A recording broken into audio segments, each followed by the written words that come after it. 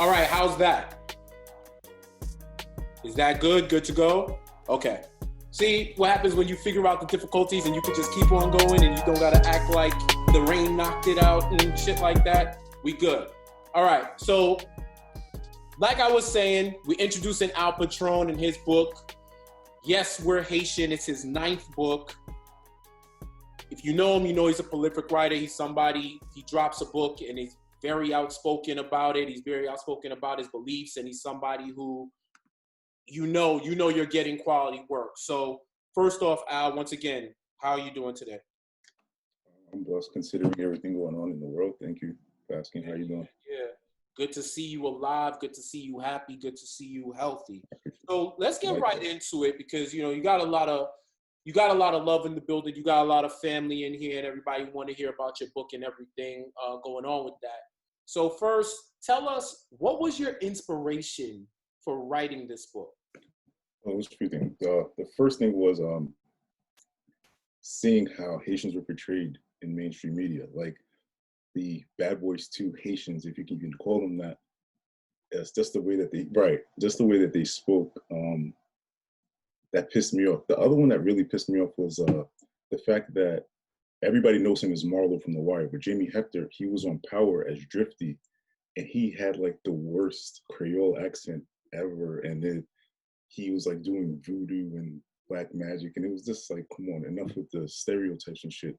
So it was that, and something else that I really haven't talked about was Crazy Rich Asians, because seeing them, being able to portray their culture without any like stereotypes or like without embarrassing cliches or no dumb shit, basically, right? Like they just were. And that made me happy. And I did not expect this from that movie, because I didn't even want to watch that movie at first. I was like, I had no interest in it. But then when I did, I had to do something for us, because I didn't grow up the way that everybody thinks Haitian. You know what I mean? I just didn't grow up like that. So I had to put it in the book. So you're saying you didn't grow up this quote unquote stereotypical way that people think Haitians grow up and think that we're living on a day-to-day basis. No, absolutely not. I mean, listen, there's things that are specific to Haitian culture for sure, but the stereotypes, they couldn't be further from the truth. Like, I grew up, look at me now. Like, you know what I mean? I'm a hip hop nerd, so to speak, right? Like, you don't get that in these stereotypes of Haitian people, you know what I mean? Like, you don't have that. Like, we're regular people. Right. It's not, there's not this like extravagant, they smell, and there's like all these little stupid things that people used to say. And like, especially growing up in New York as a Haitian person, like you knew you either had to fight or joke back, like all the time. And I mean, obviously I've done some of both or whatever. So it's like, that's probably the only stereotype that we should stick to, is like, yo, we fight for ours. We defend our shit. You know what I mean? And they think that 1804 shit is just a tagline. In the movie, they don't know that it's revolution for real every single time. And there's a lot of soldiers left on the battlefield for all them Haitian jokes that went on for years and years, to now when once again we're an emulated culture where I feel like people used to yada yada yada the whole first black nation in this hemisphere to gain the independence. Like, oh, that's cool and all, but y'all don't got resorts though, although we do. You know what I'm saying? Like, shit like that. So I feel like it was a lot of building. It was a lot of positivity, that was positive portrayals that led to that.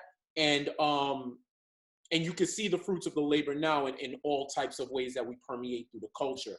I'd also say, just going forward, y'all feel free, keep the conversation going in the chat room, where I'm gonna be monitoring that to pull stuff out for this conversation. So definitely be active there, and as we're active in this conversation. It's funny when you talk about how you grew up and meeting you, and we always have the running joke that all of us Haitians are connected. Related. Yeah, we're all related. At some point, we're related to each other at all, at some point, or some way, shape, or form. And I felt like me and you's lives were running like in parallel until Twitter. Until Twitter, me and you lives was running in parallel. Like, I remember and I know y'all that know Al on this call, that y'all have an Al Patron story, like the first time you met Al or whatever the case may be. That's not shit. We don't gotta share it because we're only here for a few hours. Haitian people, you talk and then they come back, and then they come back 2 hours later to finish the same point. You're like, oh fam, I didn't even know you remembered what you were saying. But I remember the first time I like connected with you was because you went on one of the biggest tirades about Batman that I ever saw in my history. And for those of you who may have remembered, this is years ago. Like literally, I'm minding my business, not bothering nobody. And I see this man breaking down all types of shit about Batman. And I was like, yo, this dude is hilarious. I got to get to know him. I need to connect this dude, at least on a Twitter level. The second time where I say our lives was in parallel was, for those of you who were on old Twitter where it was more chat room than uninvited conversation, me and my boys, we were talking about a party or something, and I had made a comment like, yeah, I'm not trying to have my pictures ending up on what'spoppin.net. And Al hits me, and it replies, it goes, yo, that's my shit, right? And I'm thinking, that's my shit, like, I like what'spoppin.net too. And I'm like, all right, cool. And he was like, no, that's my shit. Like, he put the emphasis on the mine. And it was literally like, yo, the day gotta stop. You are the dude who created that. Like, that was like a generation of folk. Like, before Instagram and the accessibility of curating your own content, your own photos, that was where What's Poppin.net, you had like 7 days, 7 nights, and all that. But like What's Poppin.net was like the culture. And to find out that he was behind that, I was like, oh, this dude right now, he's like something special. You know what I'm saying? Like, he's somebody who really is moving the culture. So that's my Al Patron origin story. And it was just, it's just crazy to see that you went from one medium, the visual medium, photography and parties, to writing. How did you make that transition? Right. It's funny because it's like, I look at people that are really great at what they do, like people that I consider, legends and such. They have two halves to a career. Look at Michael Jordan. Michael Jordan had the Air Jordan gold chain, Dark Caesar. Then he had ball head championship Jordan. You feel what I'm saying? Mm-hmm. So look at LeBron. LeBron had, I'm just more gifted than everybody, that part of his career, then to the more cerebral part of his career. Look at Jay-Z. Jay-Z had the volume ones, you know what I mean? Now he has this more spiritual part of his music career, right? Mm-hmm. And to be a legend, to be an all-time great at anything, I feel like you have to, I don't want to say reinvent yourself. I hate having to change who you are to be what you want, but like, you have to evolve with the times. So for me, there's a real reason too, is that I didn't love it. It was there. I was good at it. I liked what it did for me. It afforded me a lot of things. It afforded me a lot of relationships. It got me a lot of money, but it wasn't. Yeah, shout out to rap songs. It's nothing. Light work. It's nothing. Yeah, Mob Deep shouted me out stuff. That's Tuesday. That's Tuesday for Al Patron. Yeah, no, but I'm just saying that, especially coming from Queens, that was big. But at the same time, it's like the Pope shouting you out in mass. Yeah. Mob Deep shouting you out is like, that's fucking crazy. But I don't like attention. Mm-hmm. And that's weird saying that because of how loud people might assume that I am.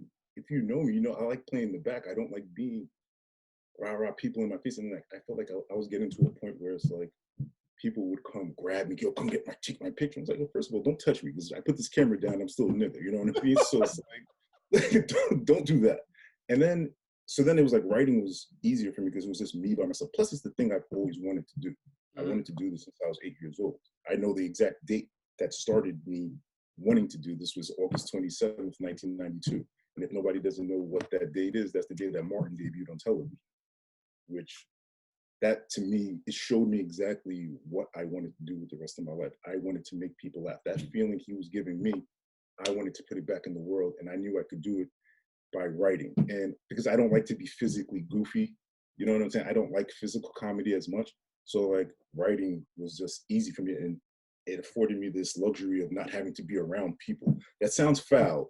That sounds foul, but I was social distancing way before it became a social norm. So sounds like that's an introvert. Yes and no. It's like, I want to be introverted with the thing that I do. You know what I'm saying? Like, I don't want to be interrupted with that. I don't want to have to, like, perfect example, anybody that writes and they want to talk to me about writing, converse with me about writing, I will give any advice out. I will listen to any advice about writing. I can talk about writing all day, every day, but I don't want to write with anybody. You know what I'm saying? I don't want to work with this person. I don't want to write a show with you. I don't want to do that. I want to do it by myself. I like working alone. And you about to have that, you about to be Tyler Perry, the Haitian Tyler Perry, Tyler Perry. Listen, you about to have nobody in your writer's room. Don't you call it ISO on your writing the whole time? Triple double, no assist. Yeah, I mean, listen, yes and no, because like I look like, I'm happy you said that, because like I look at him and he kind of teaches me what not to do. You know what I mean? In the sense that, like, I always look at people for the mistakes that they make. I don't look at people for how they won, because that's not what God wanted for me anyway. You know what I mean? I'm going to win the way I'm going to win. So I look at what they fucked up on and be like, okay, I'm not going to do that. So I see how people are outraged about him not having writers in his room. Fine. I don't necessarily have to have writers in my room, but at the same time, I'm going to make sure that they're allowed to be in their own space together. I'm going to give them an opportunity to be like, okay, here's the platform. Here. Right. Do as you will. Show me. Because the thing for me that bothered me, I'm glad that you brought this up, because the thing for me with Tyler Perry too is that everybody's sitting there complaining, oh, he doesn't have a writer's room. Well, where's your writing that you're prepared for if he called you? Where's that? See, you're worrying about the wrong things. Do your homework. Do your fucking shit on your own first. Get nice at it on your own, because you're expecting him to just pick every person up like, come here. And another thing is with him is like, yo, the ends justify the means. The things that he uses his money on, how can anybody ever complain about that? Is he a hoarder? Sure. Is he selfish? And it shows in the quality of his work. I'm not a Tyler Perry fan. I'm not a fan of his work, but the person and the shit that he does with the money, it gives him a pass for how he creates and stuff. So for me, I look at it that way, in the sense that with what I do, I'm giving back. Like, if you see the Friends of Southern Haiti, I'm trying to do something that can build something with them, so that every time I make money, Haiti sees money. Word. You know what I'm saying? Yeah. I mean, I don't think that the acts are unassailable, but I think the acts are unassailable, like in terms of what he does with it. But you know, that's a good segue where, you know, critique, like what's on the table versus what isn't on the table, because, you know, we could get into that debate, but I ain't gonna derail from your shit. I just say that I think a lot of it is diversity of thought. You know what I mean? In terms of you get better by adding other elements, and not so much like I ain't gonna impart my own like perspective into what you do, but at the same time, okay, I'm with you on that. I'm with you on that. Some people like their steak well done. I'll leave it at that. Some people like their steak well done. I'll leave it at that. So I understand what you're saying, and I almost agree with what you're saying, but it can't apply to me for the simple fact that when I started writing, I did it on my own. I learned how to do all this by myself. If you go back and read my first book, I still enjoy it. I still love it. I still consider it my baby, I suppose. But I hate it at the same time, because of I was not good at technical writing. I wasn't, and I'm still learning. I'm still getting better at it. But at the same time, it's like, read my 9th book, read my first book, and you see how different it is. And all of that I learned on my own. So for me, I don't have this, you know, need to have people around me trying to teach me stuff. People, especially after the fact, like, you wasn't there when I was looking for help. So why be there now that I'm hot? Or, you know, whatever term people use now, you know what I'm saying? So like, I'll give you a perfect example of that. I remember before I put out my first book, I was at, what's the bar in Harlem? There's a bar in Harlem where everybody watches the games. No, the one that everybody watches the Harlem Tavern. Yes, Harlem Tavern. See, look at that. You knew exactly what I'm not a thought. I'm not a thought. Well, go ahead. Yes, sure. Yes, so look, Harlem Tavern, and I'm sitting there. I'm watching. It was the the Giants were playing San Francisco in the playoffs. I think that was the game. I don't know, whatever. So I'm sitting there and I'm talking to this girl that's in PR, and I'm telling her, yeah, I'm not doing photography anymore. I'm transitioning to writing a book. I'm trying to put a book out by my birthday. So I'm talking to her, and she's just like giving me these whatever and like just dismissing me, whatever, da da da. Cool. I'm like Michael Jordan in this, and one of the chapters in my first book is called Michael Jordan. So this isn't like me making stuff up. I remember everything. I'm not petty, but I remember everything. So I think that might be the definition of petty. I'm just saying. I want to say 3 years later. So that was 2012, 2015. I seen her in Union Square. I was furniture shopping. Don't ask me questions. I was furniture shopping and I saw her and she comes, oh my God, you're doing so well. Fuck out of here. And I just looked at her like, yo, why are you know what? Don't talk. Leave me alone. Like, don't touch me. Don't talk to me. Like, what the fuck is you doing? Like, I just remember all that shit. And that's one of the reasons I don't really rock with people giving me advice or people trying to collab with me, because it's like, yo, when I needed people's help, it's a Lloyd Banks said, what Lloyd Banks said in the Warriors Part 2 song? Everything, bro. Well, he was saying something about people didn't want to lend a helping hand until he was sitting on green like a Celtics fan. So it's like, okay, so you see me doing good. It's not so much what you can do for me, it's what you think I can do for you.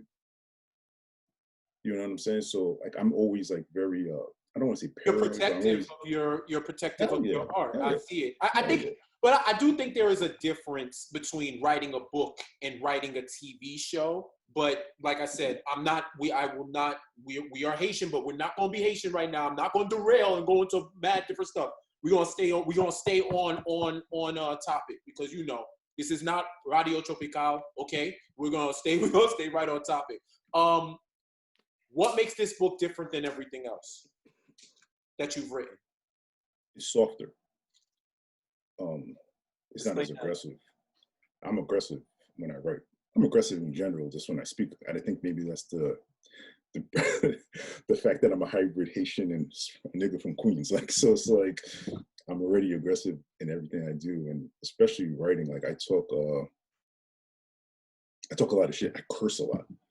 And a lot of people have always told me, like, you take away from your writing when you use profanity so much, right? And I just, especially with this book, because of what and who it represents, I wanted to peel that back. I didn't want to make it so that's like almost fuck.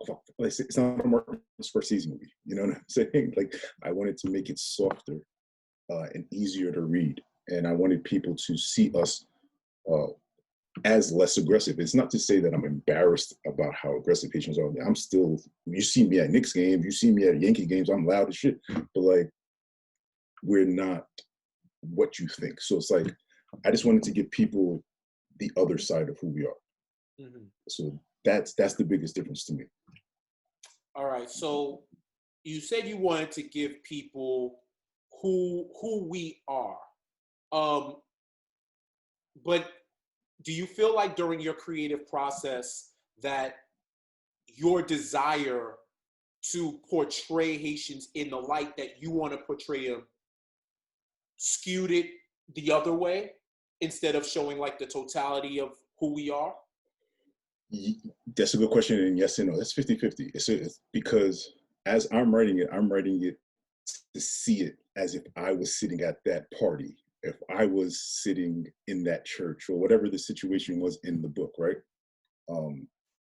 So that process is different. My writing process is different.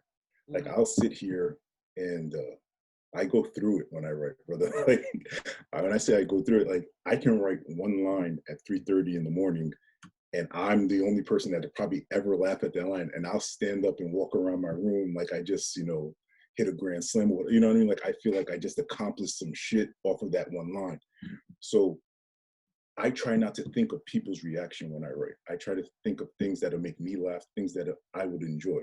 But with this book, I purposely wanted to make sure that people felt me. You know what I'm saying? I try not to do things for validation. I try to do things for affirmations. And the difference is that I'm gonna sound like an asshole, but the difference is because I really don't care what other people think mostly. But this book had to have other people feel it. You know what I'm saying? So yes, I took everybody into account when I was writing it, and it didn't skew me to not give the totality of it, because I feel like there's parts of us that don't need to be amplified. You know what I'm saying? So like, I don't need people to be talking about the gang stuff, this stuff, like, and that's probably something that people expect from me. They want to hear that. They want to think that goes, oh yeah, I remember you used to, yeah, used to. Get used to what I'm doing now though. You know what I mean? And I want people to see me as I'm an adult, bro. Like, you know what I mean? I'm not this young dude that's running around every day doing stupid shit or whatever. So it's like, I wanted to show that side of things. Right. So in terms of the actual book and the characters, where did you draw, like, how did you come about getting the story together, the certain characters that are in it? Because you have some category 5 Haitian names in this. Like, once I saw Ricardo, I was like, oh, nah, we're going on a ride.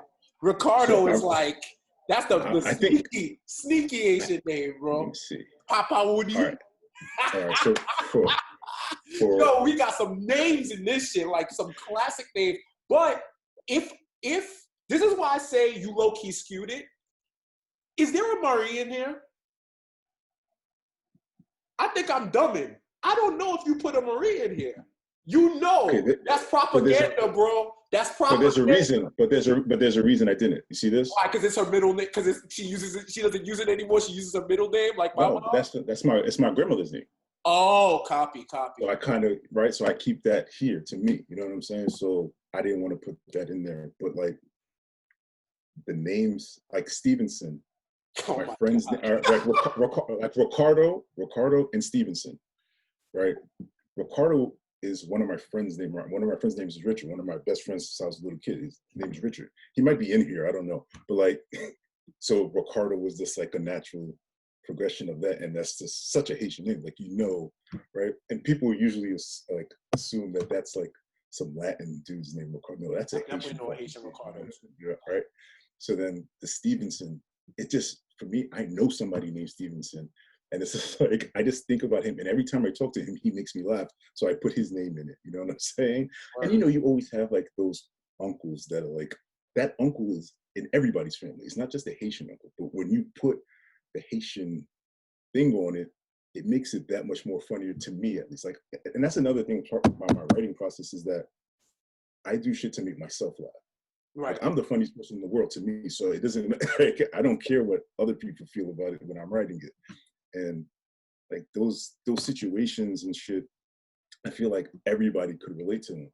It's not just a Haitian situation. Who doesn't want to come of age? Who doesn't want to get away from what everybody expects from them? You know what I'm saying? So that story isn't a Haitian story per se. And that was part of why I wrote this book, to make it like, yo, we're just like you. Here's some things about us that you might not know. You know what I'm saying? Right. So that was that. And shout out to Ricardo. He wanted to let you know he is in fact in the building. You know, he is? Okay, that's my son. That's my son. I used to beat him in basketball every day in his backyard. So, and don't let him tell you anything. Yeah, that's crazy. That's crazy. So, you know, one of the things that I really like about this book is, I feel like if you have any type of, if you're first generation in this country or wherever country you're from, and your parents are immigrants, they came from other places, there's something in here for you to connect with. And if you're Haitian, that's like exponential. Like, to the point let me jump in. I'm sorry, let me cut you off for that. See, I'm happy you said that, because that's another thing too. And especially with the battle that happened this past Saturday, the West Indies and the West Indian people, Caribbean people, we don't have that representation anywhere. And everybody always wants to fight for representation. I don't fight for representation. Let's fucking do it. You know what I'm saying? So it's like, I wanted that for everybody. I wanted Jamaicans to be like, yeah, I feel that, because those are our cousins when it comes down to it. You know what I'm saying? I want Trinidadian people to be like, yeah, I felt that too, because it's a relatable thing. Because again, like you said, the immigrant parts of it, we're all kind of connected. Like our stories are all kind of fucking the same, except for Jason Derulo. Jason Derulo can go to hell. He's a gentrification. That's what I call him. And Jesus Christ. Yeah, I don't know. Jason Derulo. Why you tight? Because you can't TikTok like him?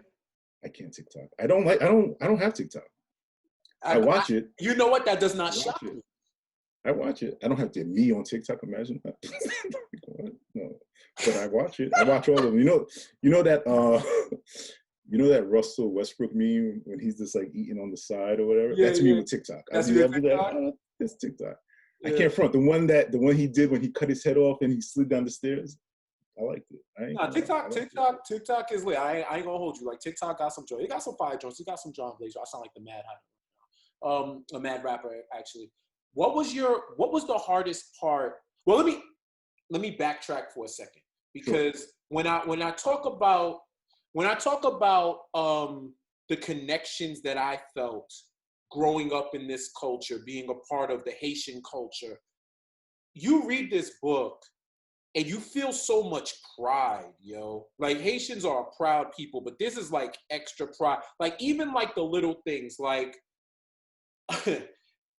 when you call your parents man and they're like, who's man? Like, you know what I'm saying? Or I can tell you and I think I texted this to you, this part of the book where I laughed out loud because I was like, yo, this is every Haitian I know.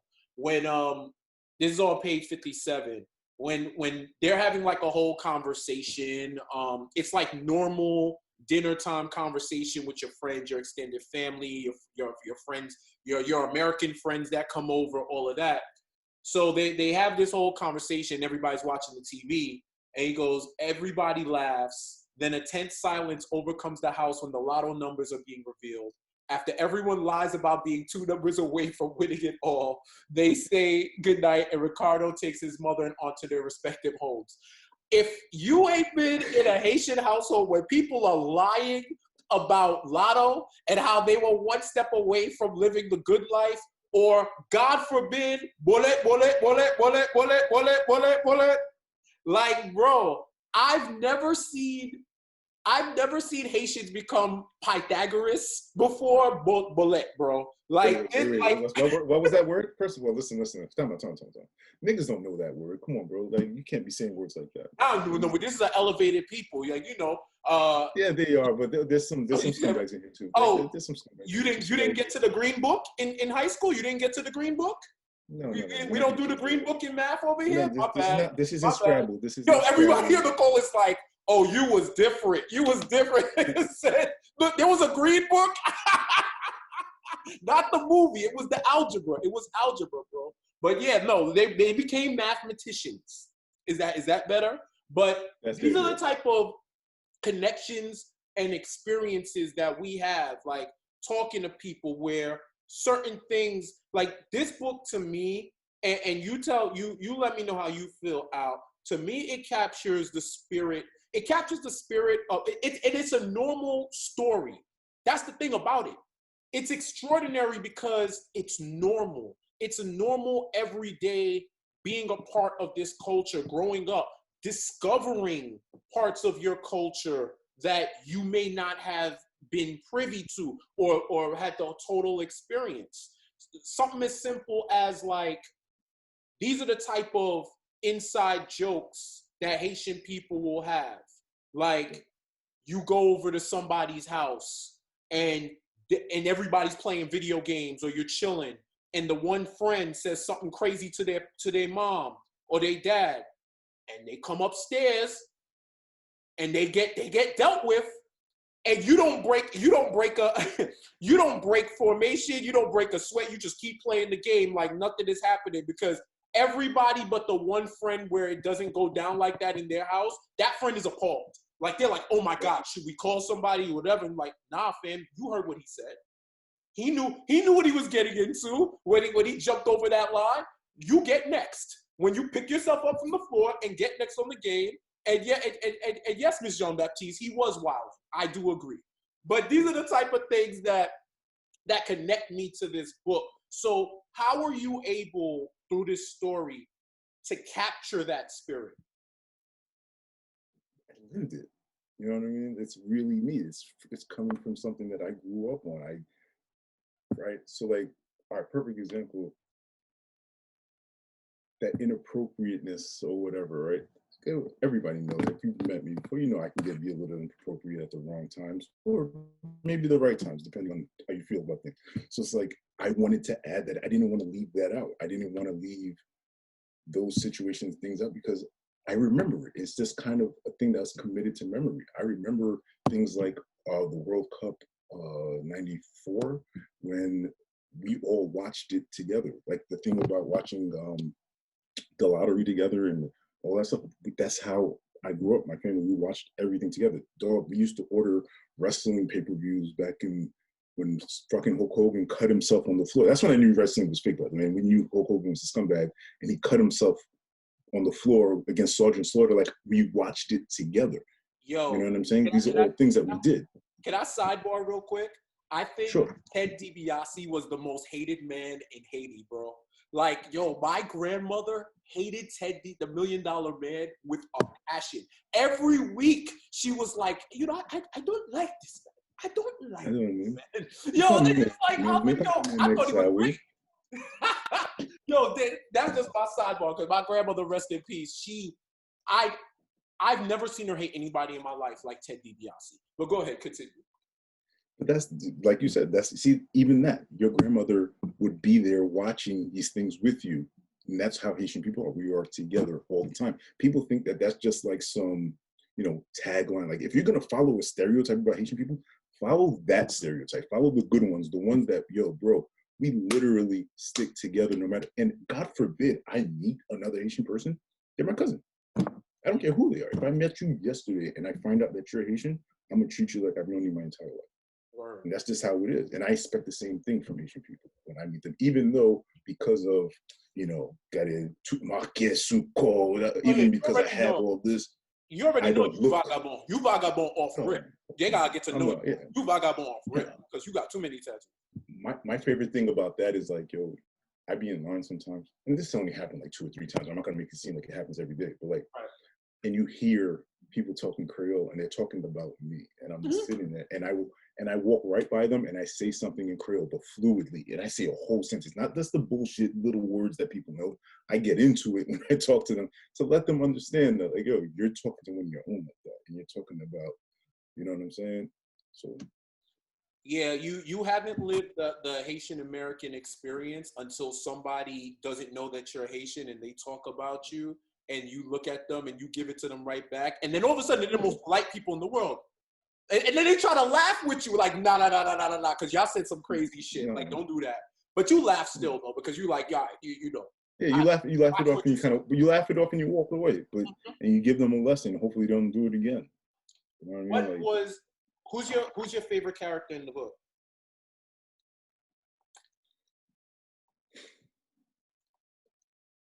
Let's not act like there aren't favorite children. Let's dispel myths today. Yeah, no, I definitely have a favorite. It's between two. It's between Ricardo and the grandparents. Because the grandparents are literally like, I literally wrote them as my grandparents. I didn't write them any different. I wrote exactly how I know my grandparents to be and who they are. I wrote them exactly like that. Let them rest in peace. They're both not here anymore. But like, to them, because it made me feel connected to them more.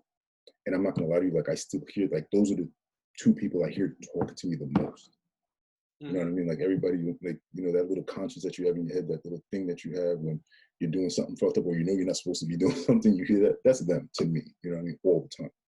And Ricardo, because Ricardo is, he's me.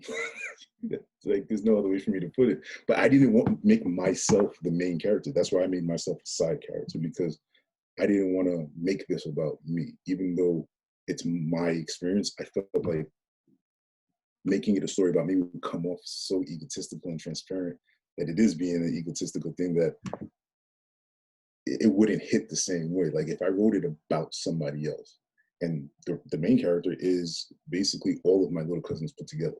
I took a piece of each and every single one of them, and I made Junior, because who doesn't know a Junior that's Haitian? Like every Haitian family has a Junior, right? If you don't know a Junior, then you're not Haitian, bro. You Yeah, might be a Junior, don't even know. And your father don't even have your same name.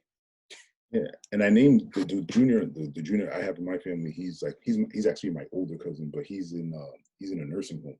So I wrote that in part to him to let him know he hasn't been forgotten. You know what I mean? Like, I feel like because of his situation, like we can't really be around him like that and stuff like that, because like, let's be real, how many of us are really going to a nursing home and like it's like that? I'm not saying that I won't go, but it's not like he's with me every day. He's at every family function. I don't get to see him like that. So I kind of wanted to do that to let him know, like, bro, I always think about you. You're still around. But Ricardo to me was the character. He had to be, because I get to be this asshole. I get to put myself in all of my weird little stupid shit into this character without having to feel exposed, if that makes sense. Like, right. I don't like people knowing me. I don't like but so many people knowing how I really am and who I really am. So it's like, to get to put that in a character, that's the best thing in the world. Yo, to me, Ricardo is like the cousin, is the fun cousin. It's like the cousin that you know, like when you link up with your family, that's the cousin that you say, yo. He's gonna have the drink, he's gonna have the good smoke. Right. And he's gonna swing first. Yeah, exactly. And even if he's wrong, he's still right. You be wrong later, but even though he's still right. Yeah, it's funny. I'm just looking through the book. I'm just looking through it now. Just some of the spots that I highlighted, and it's just so cultural, man. Like, I think the one word is like resonate. Like, it resonates with me so much. So like when you put according to Haitian law, not eating when offered food is considered a Class B misdemeanor because it's deemed rude. Like, you don't understand. And I know a lot of y'all that are Haitian on the call. For those of you that's not, you don't know stress until you've eaten already. You've eaten for the day, and then you go. My God! And then you got pressured into eating again. Oh and God! You get there during dinner, and you can't leave. So it's like, yo, you want something, and if you say you ate already, in Creole they hear the disrespectful that thing you could ever say to somebody. Yeah, don't disrespect that. Like, you have to eat. It sounds irrational. That's us. It sounds irrational. That's us. And then portion control does not exist. It's like let me tell you something. It's like a drug deal. It's like, yo, sniff this. now I know you met a cop. Yeah, right. Yeah. First hit is free, and then everything else is like. So I know you're not the police. So that's it. Food for Haitian people is to let us know that you're not a cop. And pro tip, if you're ever eating at a Haitian household, count like -2 of the scoops of rice or anything that you get, and if that's what you really want. So if you only want 2 scoops, say you're good before they start scooping, because they're gonna give you 2 anyway. It's quick math. It's quick math, but it's necessary. Another thing that I liked was, and this was another thing that connected with me, was Junior going to Haiti. And going with his American friend Broderick, who we don't know. Let me do a full stop right there. Let me give you a full stop right there. What's Broderick's full name? What's Broderick's full name? Broderick Perry. Or Broderick Tyler. And it was Broderick Tyler. Who's Broderick? Who's Broderick's real name in real life? Like, think of somebody whose name is Broderick. Somebody that I always talk shit about. I always used to talk shit about. Broderick. Steve Harvey. That's Steve Harvey's real name. That's Broderick? Where I got the name from. Yeah, his real name is Broderick. Wow. So that's why I use that name. And then Tyler for Tyler Perry. So it's like I just put those two together. It's 2 guys that is just like, they're seen as this, like, you know, big black guys that are, but I also look at them as like 2 clowns sometimes for the work that they do. Not for what they do with the money. I love what they do with their money. I appreciate them giving the money away like they do, but like, this is them, the characters of who they are, and like their actual art itself, they're clowns to me. And that's why I use that, especially Steve Harvey. because of that whole, think like a man thing. Like, how, you got 3 divorces and you're giving out advice, but like, you do anything else. That's not it. So like him, so fuck him. I wanted to get that in. I always feel like I have to say fuck Steve Harvey. Well, that's why we're here, man. We're here to get your raw uncut thoughts, and hearing that and knowing that character and his path throughout the book. It kind of makes sense. But that trip, going through that trip to Haiti and having that experience, that's something that a lot of us either hope to have or have had that first time, and remembering it and really being in tune with the culture that you locked into. What does that experience, actually going back to Haiti, mean to you, and how did it shape this book? It's hard.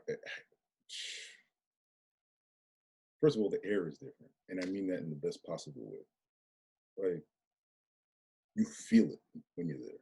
You know what I mean? It's because it's not. You remember the part in Black Panther, since everybody's obsessed with that movie? Like, you remember that part in Black Panther when they showed the other side of Wakanda, and you saw like the mountain, and you saw the whole thing, and he was like, well, "Wait a minute! I thought this was like the shithole country, right?" That's how it felt. It was like a breathtaking thing to me, because even me as a kid, you don't expect that from what you hear, because if you're Haitian, you're threatened with what? What's the biggest threat to a Haitian child? Oh, you getting sent to Haiti. And so they make it right there. You think it's hell, and then when you get this, it's like, this is home. Send me here, keep me here. I mean, other than the like, they used to threaten you. They're gonna ship you home. They didn't say you're gonna send you home. They're gonna ship you. Like, they're gonna put a packing label on you, and you're out of here in a barrel. They're gonna put you in the barrel. Really weird. Yeah, it's just really weird. I don't understand how that was even like. How do you threaten your child like that, or whatever? I should probably talk to a therapist about that. But like, just going there again, it's the air, it's then the people, the way that they treat you, and for me, it's a little bit different because, and you too, and I don't want to throw this colorism thing, and I don't want to make this a thing, but like, being light skinned is a thing. You know what I'm saying? We're just gonna do that. Like, I'm just saying. Like, I'm just saying. No, that's the reason why I think I was conditioned. Go ahead. No, but no, seriously. Like, it's like you don't look the part. So right there, you're considered what? Bourgeois. You're considered bougie. You're considered a blanc or vieux American noir. You're considered a nigger. You know what I mean? They don't look at you the same until you're there, and then you kind of get it wrong. So like, that experience to me is like, all the things that you hear about is bullshit. The whole, and then there's parts of it that you couldn't even imagine. It's unimaginable in the fact that people don't have clean water for 3 days and they have to walk 10 miles to get a bucket of water, and that's real. And until you take that walk to and from, you're not gonna, you can't really grasp it. It's like I'm not even trying to be funny. It's like one of those things, you have to be there. You can't really put it into words for people until first of all, it's hot every single day. It's hot as fuck, right?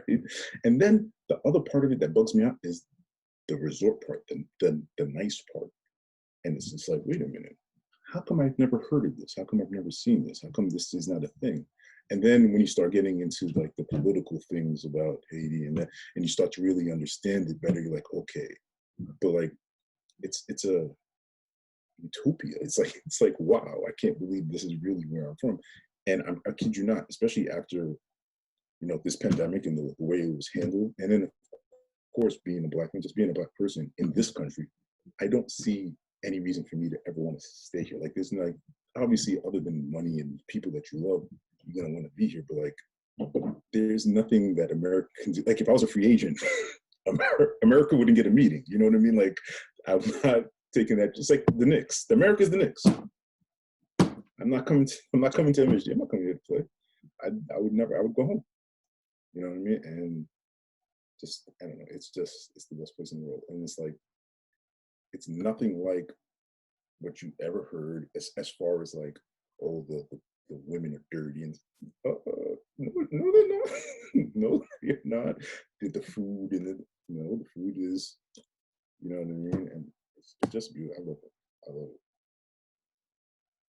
I thought we would be able to get out of this without Nick slander. I didn't think it would come from you, but we are speaking truth. We're speaking truth today. We're not. We're speaking truth, and let's leave it there because this will be a whole nother shit. You already know that. What was the hardest part about writing this book for you? My grandparents. Because there's the part where Junior he recollects about going to his room crying when his grandparents came back home from Haiti. And he was just like, I can't believe, like, I don't know if there's going to be a time where they don't come back. And that of him opening the door for his grandparents, that's not going to happen because his grandparents are going to die. When I was a kid, that happened. I was probably like 10, 11 years old. And I remember opening the door for my grandparents. And I saw them, I was happy as fuck. They brought me back some deuce. They brought me back some stuff. You know what I'm saying? You know how it goes. Yo, so my mouth just started watering. You know what it is. Like shit, bro. So they brought me, and then they went to the kitchen. They would talk to my mother and my uncles and stuff. And then I went to my room and I just cried for like an hour because I don't know, even at that age, I was just like, damn, it's going to be a day that they're both not here. So then when my grandmother passed away, like the day my grandmother passed away, I still had to go to work.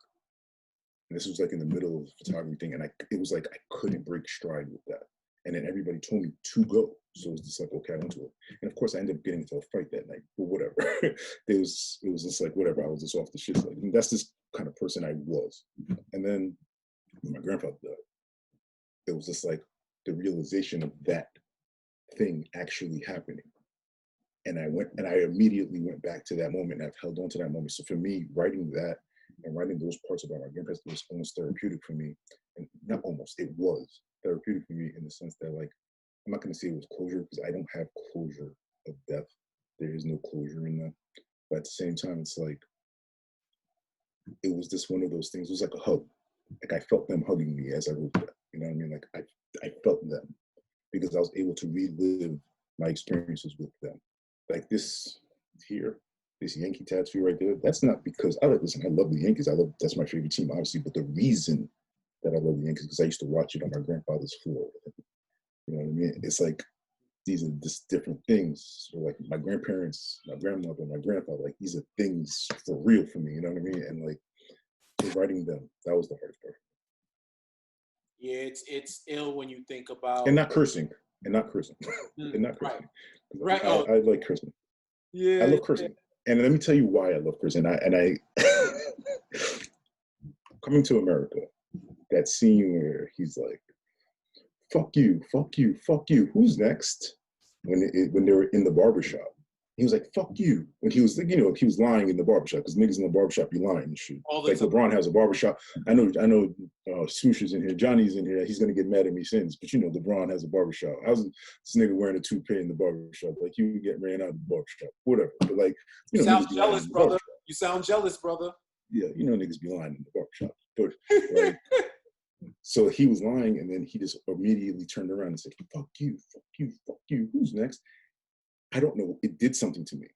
It's just like, okay, I don't know what profanity is at the time, but it's just at the same time, it's just like, I know words just made somebody feel something. Because they definitely made me feel a way. And I remember I recited that to my cousins in the living room right after watching Coming to America, and my aunt heard me. I got in so much fucking trouble. And like, so like profanity is always, me and profanity are like this. I love it. I fucking love it. Like, because words make people feel things. So not cursing as much as I usually do, that was hard as fuck. That was hard. I'm surprised you still ain't on Agenu to this day for doing that. Listen, like that's like, you talk about felonies, like that's the penalty, bro.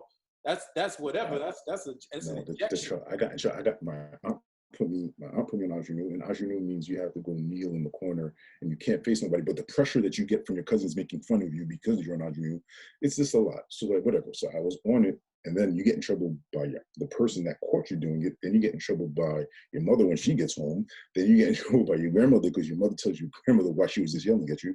It's a lot. It's a lot. And if you have innovative family, you could be holding things in your hands. You could be on various rice or anything, kneeling.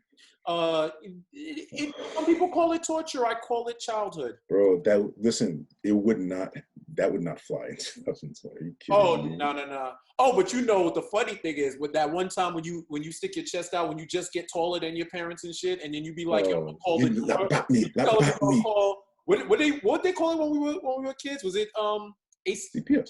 CPS? ACS? ACS. I don't know. I told her I was gonna call every acronym. She goes, call the number. Bold. She give you the phone. I don't know how you're here.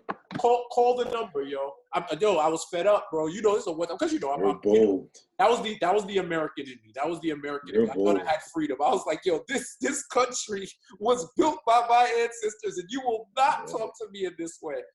I live to tell about it, so. That's the one. See what Pascal said. You know, the first time you catch them like this. Remember when that was the one for me. Or if you have to stick your hands out and you move it. Don't move. Who do you think you are? Like, yeah. Yo, all right. So me and my sister got in trouble, and we all had our hands out, and it was me first, and I flinched, and then she gonna go and laugh. And then I laughed, and I was like, oh, man. I laughed and looked at my mom, and I was just like, yo, you got it, bro. My bad. Can we run that again? I was like, I wasn't feeling that one. Can we run that one again this time? Like, what's my line? Like, but listen, we're still here to this day. Thank God. Praise God. But, yeah. What is it? For someone who is Haitian, and for someone who may not be of Haitian culture, what are the lessons that you would want them to get from the book, if they're not the same thing? It's a fucking question right there. The thing that I would want them to get, or one lesson, one thing, or one thing to take away. Okay, Let's look at Junior, the main character of the book. Is you're not beholden to what your family expects you to be. You can embrace being this black sheep of sorts. Look at me, and I say that, and I mean literally, look at me. This is considered a sin. Okay, you can tattoo anything that you do is a sin. That's American in a Haitian household. You're a drug dealer. Or frick, like you can't do nothing and not be called the drug dealer. You get a part in your hair. I got a part in my hair before picture did because I wanted a part in my hair, and my mother made me walk back to the barbershop and get a baldy. And then the next day, all the kids called me Kojak. It was a lot. It was a fucking lot. I'm not gonna lie, but it's like little stupid shit like that, like anything. So it's like, be who you want to be. I'm not beholden to somebody. Like, put a perfect example. The name of this book wasn't going to be what it was before. Before, it was going to be Bonjour, Bonsoir, Haiti, right? Yes, I can speak Creole. I know people are probably shocked that I have. But like, that was going to be the name of the book. But then I felt like I was doing too much to pander, or to like, I'm kissing their ass. I was doing something for them as opposed to doing something that really is who I am. And who I am is, I'm not going to call myself simple, but like, I'm direct. You know what I'm saying? Yes, we're Haitian. But because how many times have you had to answer that question? Are you Haitian for real? Yeah, I'm Haitian. That's exactly who the fuck I am. So it's like, things like that. Just be who the fuck you want to be. It doesn't matter who, they're going to have to get used to it. And if they don't want to, fuck them. It doesn't matter who they are. And I know that sounds like, blasphemy, especially when you think of parents and like family, but at the same time, it's like, so, because I'm telling you, look at me. I am not I'm not supposed to be this. You know what I mean? I'm supposed to be an accountant somewhere. Or a doctor, or a lawyer. Right.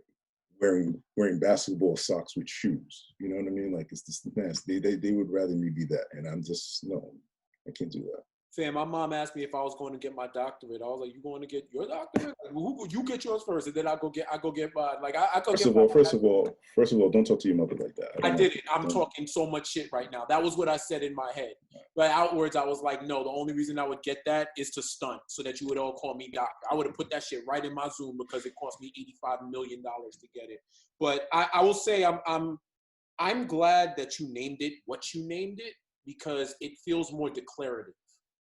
It is more of a statement. It is more of it's more expressive. It's not as bourgeoisie. You know what I'm saying? Like it's more like direct, because I feel like that's what we say in our spirit, in our attitude, in our culture, in our music.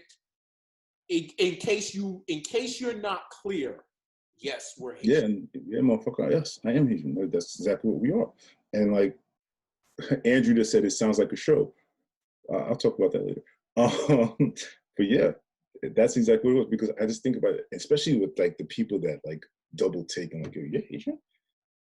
Yeah, like you have to like emphasize, like, yeah, yes, I'm fucking Haitian. And it's like, I can't tell you the amount of times I've had to say that. And like, even in the book, in the beginning of the book, I talk about how being Haitian, I'm not Haitian American. I don't have any American blood in me. I live here. You know what I'm saying? Both of my parents are Haitian. All 4 of my grandparents are Haitian. All 8 of my great-grandparents are Haitian. I don't have American blood in me. I'm a fucking Haitian. That's exactly who I am. And you were born. Were you born over there, or were you born in Haiti? I was born here. Oh, so you're Haitian you're American by nationality, but not by. Even that, especially because now. All right. Okay. So it's like, say less. No, say less or say more, depending on how you feel. And that's another thing. People are so comfortable telling me who I am based on how I am. Like, I always talk about how like hip hop is my religion, because it is this thing that it's not only just the music thing. It's just like, yo, I grew up around these people. I grew up around it. I lived it for real. Like these things that they describe, I was there for these things, right? So it's like hip hop is that religion to me, but being Haitian is everything to me. It's who I am. And having to correct people all the time, people are so comfortable with just throwing qualifiers on me and identifying me as whatever. And it's like this country, out of all countries, where men can call themselves women, and that's fine. Why can't I call myself Haitian without being told that I'm Haitian American? And that, like, how do you people feel so comfortable telling me who and what I am when there's not all this blood is Haitian, all of it, you know? Yeah. No, that's real, man. That's something that I think is something to definitely keep with us. You don't look Haitian. That's the one that be pissing me off. We don't even have enough time. We don't even have enough time for that one. Like that's like, because then it's like, because that's when we go down the rabbit hole, right? Like, what does Haitian look like? Why do I not look Haitian to you? What is your idea of Haitian, and why do I not fit it? Or why do I fit it in your eyes? Like it's just a lot of funny shit that I think that a lot of Haitian people don't stand for anymore. So we get that shit out of here real quick. You feel me? See, but I see what you say about anymore. Anybody that's known me, that's like one of the first things I tell people. I'm Haitian.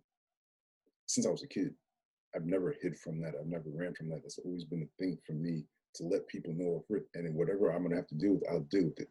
Because the jokes that we used to have to, with the fights that I used to have to get into, things to defend these things, you know, having these little dirty Haitian remarks or this and that, like, or you're calling me white clip because you think like that's the only Haitian person you're like, I don't, nah.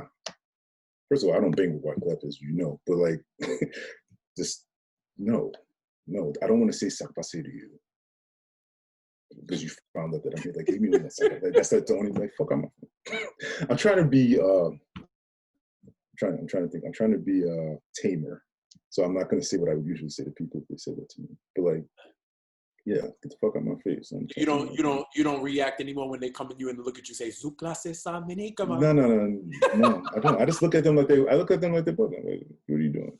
You'd be like, yes, it is a good song. It is a good song. Yeah. Or I think you're a good Haitian or something. Like, I'm a good Haitian because I don't smell, or I don't, you know what I'm saying? It's like, oh, you talk English so well. So something like Word. And shout out to Andrew. He's like, Haitian wasn't even considered Black or Caribbean. Right. It was considered. Which was nuts. Where it's like, yo, some of y'all countries, you had to wait until the 20th century to get independence. Like, Yeah. when you understand, like, this is big talk. Like, it's not even shit talk. This is facts. Like, Haiti's still paying for the quote unquote sin of independence, but they literally sparked a revolution and was in the mix of a lot of other revolutions too. So I feel like that's probably the one thing that infuriates me a lot, is that there's a reverence that should be paid to that country that isn't paid, and it isn't paid by our people, by the diaspora at times. And it's only now that it's kind of been like, yo, all right, now we're getting more educated. And it had to get to where shit got to unbearable fever pitch levels for it to get like that. And it was just, you know, even to a lot of kids growing up, it was, you kind of wanted to deny. Yo, how many people have? I said that the other day during the Beanie Man battle. Like, I haven't forgiven or forgotten the Haitian people that used to say that they were Jamaican because they were embarrassed to be Haitian. But I start thinking about it of how it was society's fault. But at the same time, it's like, yo, you should have more pride about yourself than to let society dictate anything to you ever. You're Haitian, you need to be proud of that. You know what I mean? And like, I used to hate that I used to hate that so much that, like, being called Haitian was like a curse word. Right. People used to get so defensive, like, Haitian nigga. Like, yo. And I want to change that. And like, it's really funny how it's kind of changed now to where people put on a Haitian flag and all of a sudden they think that makes them tough or that makes them look cool or something, like, oh yeah, my Zoes and stuff. Like, first of all, nigga, don't ever call me that, number one. Number two, like, and when I say don't call me that, I mean, like, don't call me that as like a thing to make yourself look cool. If we really like that, you can call me that. That's not a problem. But it's like, you don't respect any other part of who I am but the part that makes you look good. So you can go stand over there and keep yourself away from me. You know what I'm saying? Word. Well, I think that this book is necessary. I think it's probably my favorite book you've ever done. And you know, all bias aside in terms of the subject matter, the fact that it's more fiction than like biographic, but it's also biographic because it's loosely based on your life. And it's relatable. And it is. It is, bro. And I think you should be very proud. I know everybody on this call is proud of you and proud of everything that you've been doing. So let me speak to that. I'm sorry. Let me speak to that. And I want to say I want to say thank you to everybody that's in here, because y'all not the type. I invited y'all personally. I made it a point to invite y'all in here because I see the way people support me. First of all, I don't beg for nobody's support. If you fuck with me, thank you. If you don't, well, all right, whatever. But like, the ones that do, I know it's genuine. You know what I'm saying? It's not because you're looking to me for something other than the thing that I do, right? And then it's like, I seen how people, especially like, I'll post the book or if I'll be doing my thing, and until it goes number one, nobody says anything. But when it goes number one, it's like, oh, bro, hey, I wasn't bro before. Or like when a celebrity posts a quote from it or celebrity posts a picture from it, yo, my bro out here moving. Why wasn't I your bro moving before that endorsement? So it's like, I always watch how and when people support me, and I appreciate y'all doing it just off the strength of me. You know what I'm saying? Right. And that makes me feel like, I think for like the past few years, especially since my grandfather passed away, I kind of like, you know, faded off into the background a little bit and shit like that. But like, shit like this makes me want to coexist with people. We don't got to be best friends. Like, we're not going to dap either when outside opens back up. We're not doing that. Don't give me a hug or nothing like that. I'm still social distancing, but I'll give you a head nod from now on. But all jokes aside, though, like, no, seriously. I want to say thank you, because it means something to me when I see people gravitate to me without it being forced. And I don't know, it makes it feel like the thing that I do is worth it. Like, that's always been one of my biggest fears, and I talk about this with people. Like, how do I know the thing that I'm doing is not a waste of time and a waste of life? And the hours and the nights that I put in here, bro, I be in here stressed, crying. I be in here fighting, punching the holes in the wall. Like, I be in here really going through it. to deliver some shit. And it's not just to deliver something for people, it's also for me. You know what I mean? And like, for this nigga call me Trevor Ariza, Kev, I'm gonna knock you out, bro. And it's a solid 3-and-D. He's a solid 3-and-D player. Like, I'm not gonna lie. Like, if you don't talk to anybody, like, he's a championship team. Like, let's be honest. Yeah, but the affirmations that some of the reviews, when I ask people to be brutally honest and give a review, a hard-nosed bet, you're an asshole too. When people give these like honest reviews and they actually enjoy it and love it, and it makes it feel like my life is worth something. The thing that I do is worth something, and I appreciate that, and I mean that. And I wanted to stop and say that to y'all because it means something to me. Don't ever think I don't take it for granted, because nobody has to read a fucking word that I write. It's nobody's obligation to support me. It's nobody's obligation to fuck with me in any way, let alone the way that y'all do. And I really do appreciate that, for real. Oh. And speaking of appreciation, I appreciate you allowing me to. We're not done yet, but I'm just gonna get this out. Like, I appreciate you allowing me to host this event for you. If you know Al, like, he wants to do things a certain way, in a certain way. Not a lot of.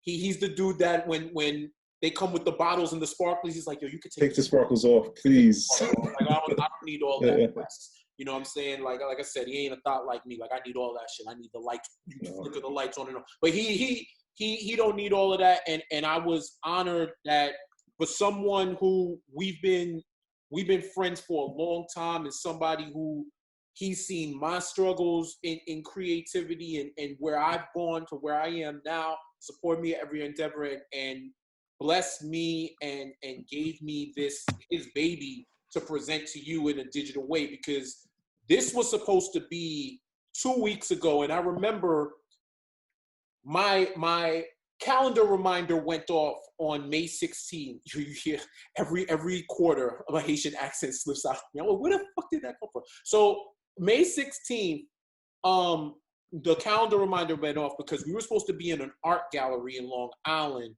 with that's why this was a Queens. Oh, is it Queens? Oh, well, yeah. I'm not gonna get into. I was about to say, well, it's all Long Island, but it was a gallery in Queens that he wanted to expose you to both the culture of the book and the art that was on display. And unfortunately, because of the global pandemic, we weren't able to do it. But this is something that when that went off, I hit Alan and said, yo, you still, I know you released the book early. I know that it's out there. People got it. Your people know about it. But this is something that, like, we shouldn't let circumstances prevent us to introducing this properly to y'all and to the people that love him and the people that support him. So if you know Alan, I had to kind of, we was in there for a little bit, not fighting, but more sparring, but we got it going. So I appreciate you, and I also appreciate you allowing me to put my brand and my spin and my hosting and my show a part of this as well. So for those of you that don't know, I host a show called Pass the Message, where the tagline is real talk and relevant life hacks for you to learn, apply, and share with your social circles. And part of that is connecting with people such as Al and probably a lot of you, more than likely a lot of you on here that do something very well, and connect us in ways to where we can utilize the skills that you have all built up in order to be better in our lives, better our communities. And I think that's something that we can always use, especially us as Black and brown folk on this call. So two quick pertinent things that I want to do before we get into this question and answer segment for you, Al. First, as a writer, as a creative, what do you feel is one skill that you have in that lane that anyone on this call can apply and share with their social circles? Apply to their daily life. It kind of goes back to the same thing as the message of the book. It's your originality, be yourself. Nobody's you. God, and don't force things, right? In the sense of, like, when it's not for you and that frustration that you're feeling, that's because God said, no, that's not what's yours. Try again. You know what I mean? So don't force things. I don't force things. And that's not to say don't be persistent. That's not to say quit or anything like that. It just means find another way. And actually, and I'm not even trying to be funny. Is it a patience thing, or is it it's being true to yourself? Both, in the sense that the patience is like, I don't want people to confuse patience with procrastination. I don't want you to be like, oh, you don't do shit and it's gonna come. No, you gotta go grab that motherfucker by the throat. You know what I mean? But at the same time, it's like, if it's not there, you don't stop grabbing, you just change the way you grip.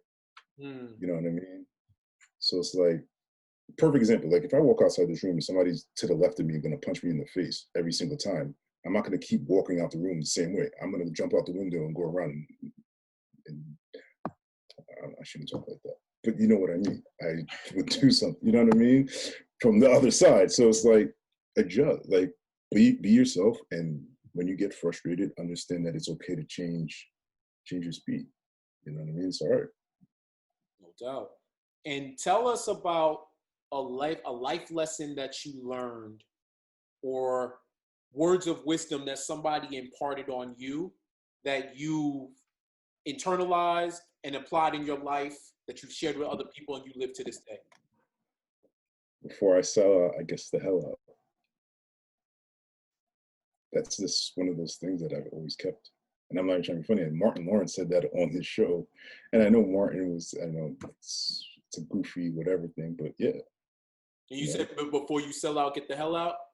Before you sell out, get the hell out. If you don't want my people, you don't want me. And that's just how I am. We all come in and none of us are coming, or I ain't going. You know what I mean? And like, when I say it, and sell out can mean so many different things. Listen, I understand why people sell out. You know what I mean? Like, I look at it, trust me, like, you see how hard I'm working over here, and you see me going hard with the books and stuff like that. And again, not until the celebrity says it's okay to fuck with me, that's when you come fuck with me. So I understand when people be like, yo, fuck the people, I'm gonna go grab the money no matter what. You know what I'm saying? Because trust me, I've said no to some things that I probably should have said yes to when I look at how people treat me. But again, that's not what God wanted for me, so I'm at peace with it, right? But at the same time, it's like, I understand it. I understand people that money grab. I understand it because it's like, yo, fam, yeah, y'all not doing nothing for me, so why are you mad when I go get it over there? You know, but for me, I can't do that because I have to look at myself in the mirror. Right. Something that I would do before, but I was probably drunk when I used to do it before. So it's like now, when I have this clear, sober mind, and it's just like, yo, I see myself, and it's like, I have to live with that, and I can't live with, you know, selling people out. I can't live with, you know, not taking people with me. I know everybody can't go. Yes, they can. Everybody can go because you can make room for them yourself. Right. You have the balls to do it. You know what I'm saying? You have the balls to get yourself there. You got the capability to get somebody else there. And if it's not so much of hand holding, it's not so much of that. It's just, you know, teach them something, put them on to something for themselves. And that's another thing for me, especially like when I like mentor young men, which is the thing that I do more than even writing. And I never ask anybody that knows me. I don't care who they are. If you come talk to me about something, I'm always there. You know what I'm saying? It ain't nobody. I don't turn away nobody. So it's like, when I talk to them, it's not so much about me telling them who I am or what I do and how you need to be. I listen to them. And I think a lot of people don't understand that's what mentorship and all of this is giving people a way to do things their way, the thing that they want to do. And I feel like everybody can come with you if you teach them or give them more of the thing that they do. You know what I'm saying? Ask them what they want. Don't just force them to come do what you do. Like I write, and that's another thing. I told you, I write by myself. I'm not going to force somebody else to be a writer or force somebody else to do something like me. What is it that you do, and how can I bring you in here with what I do? You know what I'm saying? That's all. But I ain't selling out. I'm never going to sell. This isn't happening. I hear you. And anybody who's followed your career arc knows that that's a fact. And your actions scream where your words whisper. And your I don't care. It can take me 10 more years. It can take me. Yes, people have to keep in mind that, like, yo, I was a photographer for 9 years. And when I say I dominated, I don't think, because it predates Twitter. So people don't understand that, like, that's where and how people really know me. You know what I'm saying? There's people now that still don't know we're the same person. Right. People think Al from What's Poppin', they only see that and they only think that. Then they think of Alan, this writer, and they think it's a separate person. No, I'm the same person. You know what I mean? Like, it's me, it's me. And that's always funny to me when I run into people like that. Well, last thing before we open up the floor, what's next? What's next for the book? What's next for you? There's a few things. One, I used to, so now that I can get to what Andrew was talking about earlier, forget a TV show. And I'm not saying that to say forget him, what he's saying, but a film. I feel like this needs to be seen by people. And that's kind of how I wrote it. I wrote it so that people can feel like they were there. You know what I mean? And so that's like my next like real focus. That, and obviously, I mean, I've already outlined my next book. I can't talk about that yet until I'm finished, but like, I've already started working on that, especially now. I mean, we got time. So I started working on book number 10. And listen, me putting out a book now, and that's something else I wanted to talk about too, is like me putting the book out now. I feel like it's like a 50-50 thing, because a lot of people are like, how dare you ask people to spend money during a pandemic? The nerve of you. It's like, fam, this is how I eat too. This is my job too, nigga. You know what I mean? This is how I eat now. I mean, I can go eat somewhere a different way if you want me to, all right? But I don't want to do that. So this is how, and everybody's home. So it's like, yo, look, wow, the book business is booming right now. So everybody should eat but me, but the person that literally does it by himself. But when, you know, when whoever, Simon and Schuster puts a book out, it's perfectly fine and okay for them to do that. Did you ask Nike if they stopped selling sneakers? Jordan's is still coming out every motherfucking week. Did you ask this? You know what I'm saying? Nobody's, but the person that does it by himself has to not do something. Shit like that bothers me when I see how people treat independent contractors, for lack of a better term. Like, I hate how we get like kind of discarded in this, like, what you do doesn't matter. What we do doesn't matter, but yet look at everybody at home looking for a new show to watch. Look at everybody at home looking for a new podcast to listen to. Look at everybody at home looking for a new book. Word. When the world got fucked up, you came to me. You needed me. Couldn't live with your own failure. No, and look where it got, and look where it brought you. Look at where it led you. Like that always like kind of threw me off. But at the same time, I do understand not having money to spend when that. So I get that. And here's the thing: you don't have to. I don't have a gun to your head telling you to give it to me. Ignore it. Skip over it. What Hope said? What Hope said? No, tell me. I want you to tell me, because I don't trust people that don't know Hope lyrics on demand. What did Hope say? Build the bridge and get over it. Cost you no, nothing, no mind. There you go. It costs you nothing, okay? No mind. You don't have to. You don't have I'm to. mad. You beamed that one into my head. Like you manifested a whole lyric in my head. You are really the disciple of Jehovah, bro. Like, that's crazy. I thought that shit was. I am. Like, you know what? It's funny. It's funny because, you know, earlier I was thinking about something. You remember when we were talking about, you know, the transition from photography into writing, and it's like these two halves of a life. Like, to be a legend, you have to have two careers, basically. Right? You have to have two halves of your career. And I just think about some of the things that. Right, applies to Frank Kirkland. I don't know which phase am I in right now. I don't know. Yeah. I don't know what phase I'm in right now. I thought you said Plies in Kirkland. I didn't know you said Pee Wee Kirkland. That's my bad.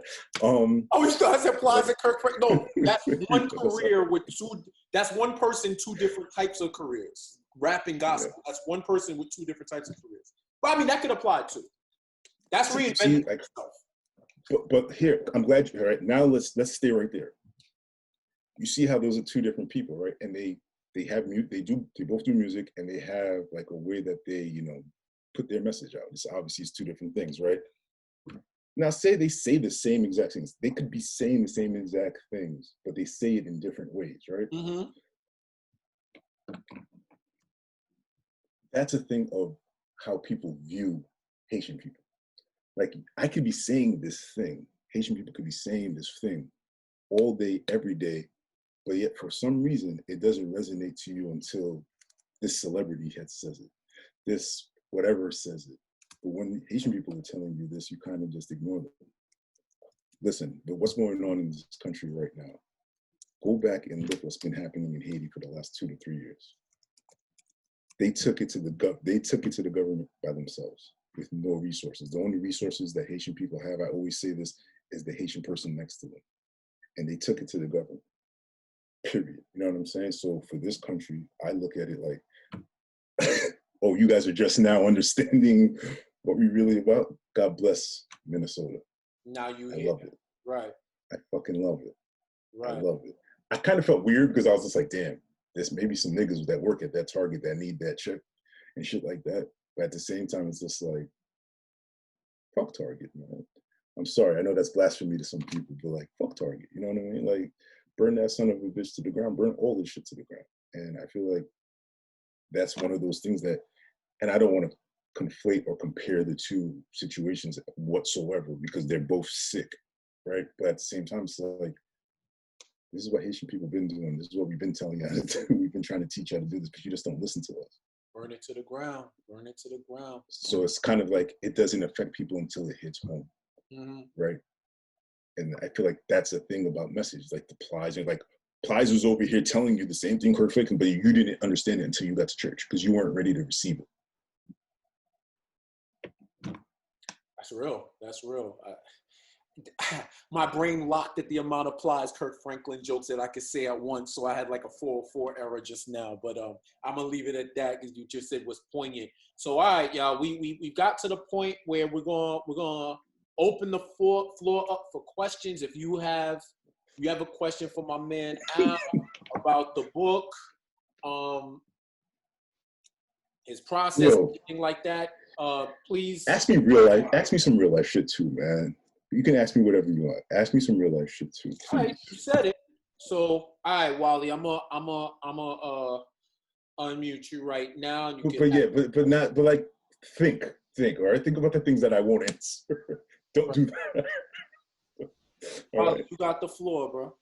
Yeah, I just wanted to say congratulations, bro, and thank you for having me here. All of you, everybody here, all of our safe and blessed Minnesota. My question, and I guess it's a twofold. If it does spill into your writing, what's the worst advice you ever given? The worst advice I've ever given? Shit. I'm gonna sound like a politician when I say this, but the worst advice I've ever given is giving somebody something based off of my own experience as opposed to what they needed tailor fitted to their experience and who they are and what they wanted to do. So like, I don't like projecting or forcing my principles and morals and ideas onto other people. So I think that I had to learn how to be somebody that gives good advice. That was the second part of my question. Was it learned behavior? Because when you said that, when you were mentoring, you know, you wanted to make sure that you steered people into their own path with your guidance and not trying to have them follow you. So was it learned behavior that you got to that point? I'm absolutely happy that you asked me that. Yes, absolutely. Because first of all, the reason that I started mentoring people is because I didn't have a mentor. And I was so upset with older people for how they just used me as opposed to like helping me. You know what I'm saying? So I kind of started mentoring out of resentment. And I did it, and I was just like projecting on TV. Yo, you know how like people be talking, nah, these little niggas wasn't outside. Well, first of all, they were 12. How were they gonna be outside? You know what I mean? So it's like, and I don't do that. If you ever notice how I speak to Black guys, especially young Black men, you notice that like I kind of just come in and I talk to them like that as opposed to just projecting onto them what they're not. You know what I'm saying? I try to listen to what they want to be and help them that way. You know what I'm saying? So absolutely it was a learned thing because the way it started was on some fuck these niggas for not helping anything. You know what I mean? And by the way, this is Wallace right here. He came to my crib one time and picked up a bunch of sneakers. He always does a bunch of good shit for Black people in all neighborhoods, wherever. So I appreciate you for being here, brother, for real. Yeah, bro. Love. So Samuel Biden asks, how do you get better at the technical aspect of writing? Did you read certain books? Was it just practice? What was the process? Practice. It was definitely practice, and going back and reading my old work and being disgusted with some of the technical aspects of it. And be like, God damn, nigga, what's going on? But then, honestly, I think it's a part of me as a person changing and growing up. So it's like I'm more disciplined. I have that more, like, as opposed to when I was drinking, and I keep bringing that up because I don't drink nearly as much anymore, if ever. So it's like that changed helped me. So it's like I can see it mirroring my life now. The more discipline I have in my personal life, the more discipline I have in my writing. That's real. You follow up for me on that. You keep talking about looking back at your previous work and hating it, right? Do you like any of your previous work? Like I think I do. I love all of it, but I hate all of it. So it's like, okay, listen, I have 5 number ones. There's just like this amazing thing. I did great. But it's like, damn, man, I missed 2 shots. Like, you ever, like, I missed those 2 free throws. Fuck. Okay. You know what I'm saying? It's like that type of thing. You know what I mean? And when I say I hate it, it's like, it could have been better. Yeah. It could have been better. It feels like artistic torment, in a sense, where it's like, I've talked to you about this before, about the dangers of perfection and over tweaking, like how any creators that are on this call, that you can sit and tweak and tweak and tweak and tweak and tweak at anything that you're writing, anything that you're shooting, anything that you're producing, because there's always something that could be better. A font could be 0.35 inches bigger. A picture could be moved a centimeter to the right. Maybe this filter will enhance the ambiance or whatever. But at some point, you got to stop and be perfect within your imperfection, because you should see how many book covers I run through. Just before I even start writing, you should see how many book covers I have. I have like 7, 8 different book covers before I even write a word for the actual book. You know what I'm saying? The titles of the chapters, how many different iterations I have of it. You know what I mean? Like, shit, this logo, how many different logos I have of this. That's just how I am. It's like, listen, everything that I say, I usually put into like a rap lyrics somehow. And it's like Royce the 5'9", it's like, I strive for perfection, knowing there's never going to be nothing perfect about me. So it's like, I'll never stop wanting to be perfect. I'm never going to stop chasing. I feel like I hit it with this one. Like, that Jordan Game 6 type of thing, like that ending was like perfect. And it was just, that's how I felt about this. Like, oh, I got it. But then at the same time, it's just like, okay, the next time I write a book, I'm going to come back to this book and be like, you know what? I could have, and it's a thing because I don't like comparing myself to other people. So the only person I can compare myself to is me. And that's the only way I can dictate my growth. When you're a kid, like when that chart when you're a kid and you put it on the wall and you put the pencil there, and then the taller you get, I can't measure how tall I am against somebody else, because that's just, how can I really tell if I got taller or not? So it's always going to be me against me. You know what I'm saying? That's how I judge my writing. I judge my work that way. You got a lot of questions. So Drew, first off, if Drew and Andruel are not the same person, then Drew said, okay, so Drew, you said you got one. So do you want to, and I apologize, I saw yours after I saw Sam's. I saw yours, after I saw Sam's. So I know you said you got one. Do you want to come off mute and ask it, or do you want to type it in? Let me know. I'm gonna get to you. I'm gonna get to you after this next one. Andrew L. I'm gonna take you off. No, don't take him off mute. I don't like people with middle initials coming on this live. This is not a middle initial. Get your middle initials out of here. Like, that's an inside joke between me and him. So Andrew, I just requested you to be off mute. Andrew, you got the floor. What's up? What's going on? Good, bro. Middle initials for life, baby. Yeah, no middle initials, man. Yeah, I did. So I don't like, to be honest with you, I don't have a question, because I feel like everything you said. Are you about to threaten me? You don't have a question? What are you gonna do? You threaten me? What's up? No. We good. Everything you said tonight answered all my questions, to be honest with you. But I'm gonna take a brief, like 1 minute to give you your flowers real quick. Al, like, some people know Al personally and have these personal stories. Al personally. I know Al from Twitter.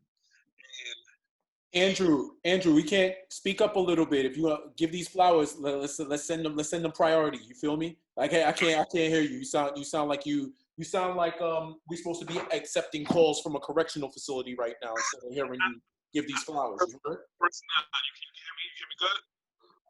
can hear me? You hear me good? If everybody's like, because y'all gave me hell for my audio, so let's get it together, Andrew. We got time. You with family. We doing verses tonight. Let me get right. Hold on, I got you. Get right. Whatever you did before that, do that again, because you sounded clear. You hear me now? Let's go with it. Go ahead. Yeah. Let's go. Yeah, cool. That. Perfect. So what I was saying is, I don't know Al personally. Other people know Al. I know Al from Twitter. Like, Al picked me out of a lineup. I don't know, how the cards were aligned. I always knew I would link up with him. That's his energy. And something he said in his book that I resonate with, Book of Over. He said, I have this weird, or maybe not so weird, fascination with my legacy after I'm gone, as stated in my previous paragraph. Does that mean I'm fascinated with death? I'm not at all. I am, however, very cognizant of the ever-prevalent, undefeated Father Time. That was me, still is me in a nutshell. You know what I mean? Just figuring out what my legacy is going to be. And I remember when I was like searching for answers out, what should I do, man? I need some inspiration for this book. He said, write that shit and grow and be great. Like, that was it. It was nothing more, nothing else. I mean, Alan said a lot of things to me in passing, but that stood out, resonated with me the most. But if I did have a question, what is your middle finger to the world? Is it your work, like your books, your videos, or is your legacy who you are as a person? Me. Yeah, me. Me when I walk into a fucking room. The room changes when I walk into that motherfucker, and I let you know, fuck you. Don't come over here with none of that. And I don't I'm a lovely person. I'm a gentleman about mine, but at the same time, it's just like I'm not with anything. I'm not with none of it. I don't accept none of it. So like the world, especially, and when I say the world, I'm talking to the bigots and the racists and the whatever. Like, I don't play with none of that. You know what I mean? And they know not to come fuck with me. And just how I carry things. You know what I mean? Like, I was a little bit more reckless with it when I was younger. I think we all were a little bit more reckless. Me a little bit more than others probably. But like, I think with how I've grown, I use my mind instead of being like this physical fuck you type of person, which is physical fuck you. I physically fuck you. No, but like, I kind of just, it's my attitude. It's me. It's my attitude. And I hope that it kind of like, radiates to other people. You know what I mean? And I hope to do for other people who can't do for themselves, in the sense that, like, the world treats certain people a certain type of way, and I won't let them do that, especially if I'm around. That's just never going to happen. You know what I mean? So yeah, it's just me. I'm the middle finger. Yeah, man. I felt the energy. I've been around you. You know what I mean? And I appreciate you. Keep inspiring the people. Keep being great. I'm gonna go ahead and order some copies of your book for my Haitian co-workers so they can read some of this and breathe on that. You know what I mean? Much love, bro. Much success, man. Much love to you too, brother. Please, thank you. All right, bro. Peace. Put something on that man's commissary. That was beautiful, yo. Real talk. All right, Drew. I'm gonna Drew, you had a question. I'm gonna take you off mute so that you can ask that too. So first, I want to say shout out to Al. Al and I have a very much so little brother, big brother relationship. He's one of the few New Yorkers that are actually nice to somebody from upstate New York on Twitter. So I always give him a lot of love.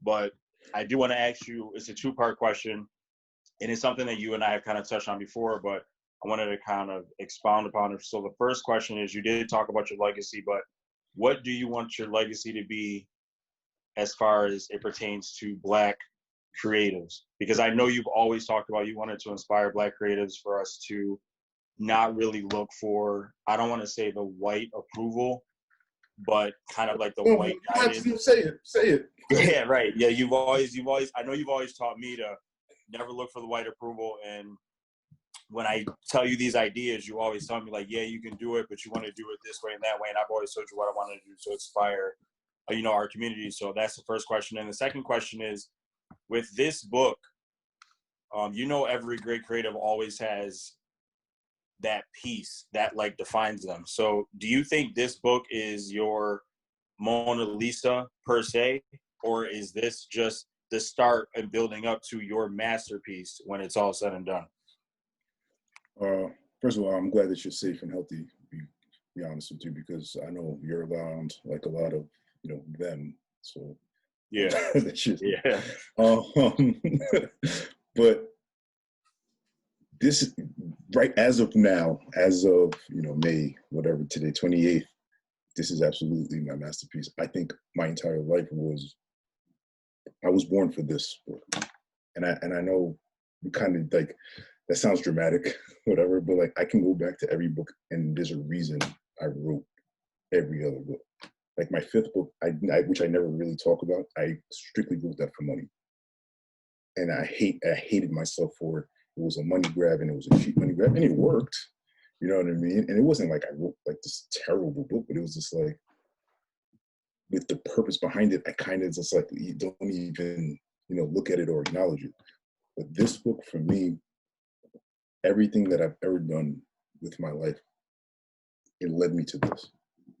And when I was finished, when I wrote it, and even like the closing line of the book, I'm not going to say it in case somebody hasn't read it, but like even that, the gratification, the satisfaction that I got when I was done,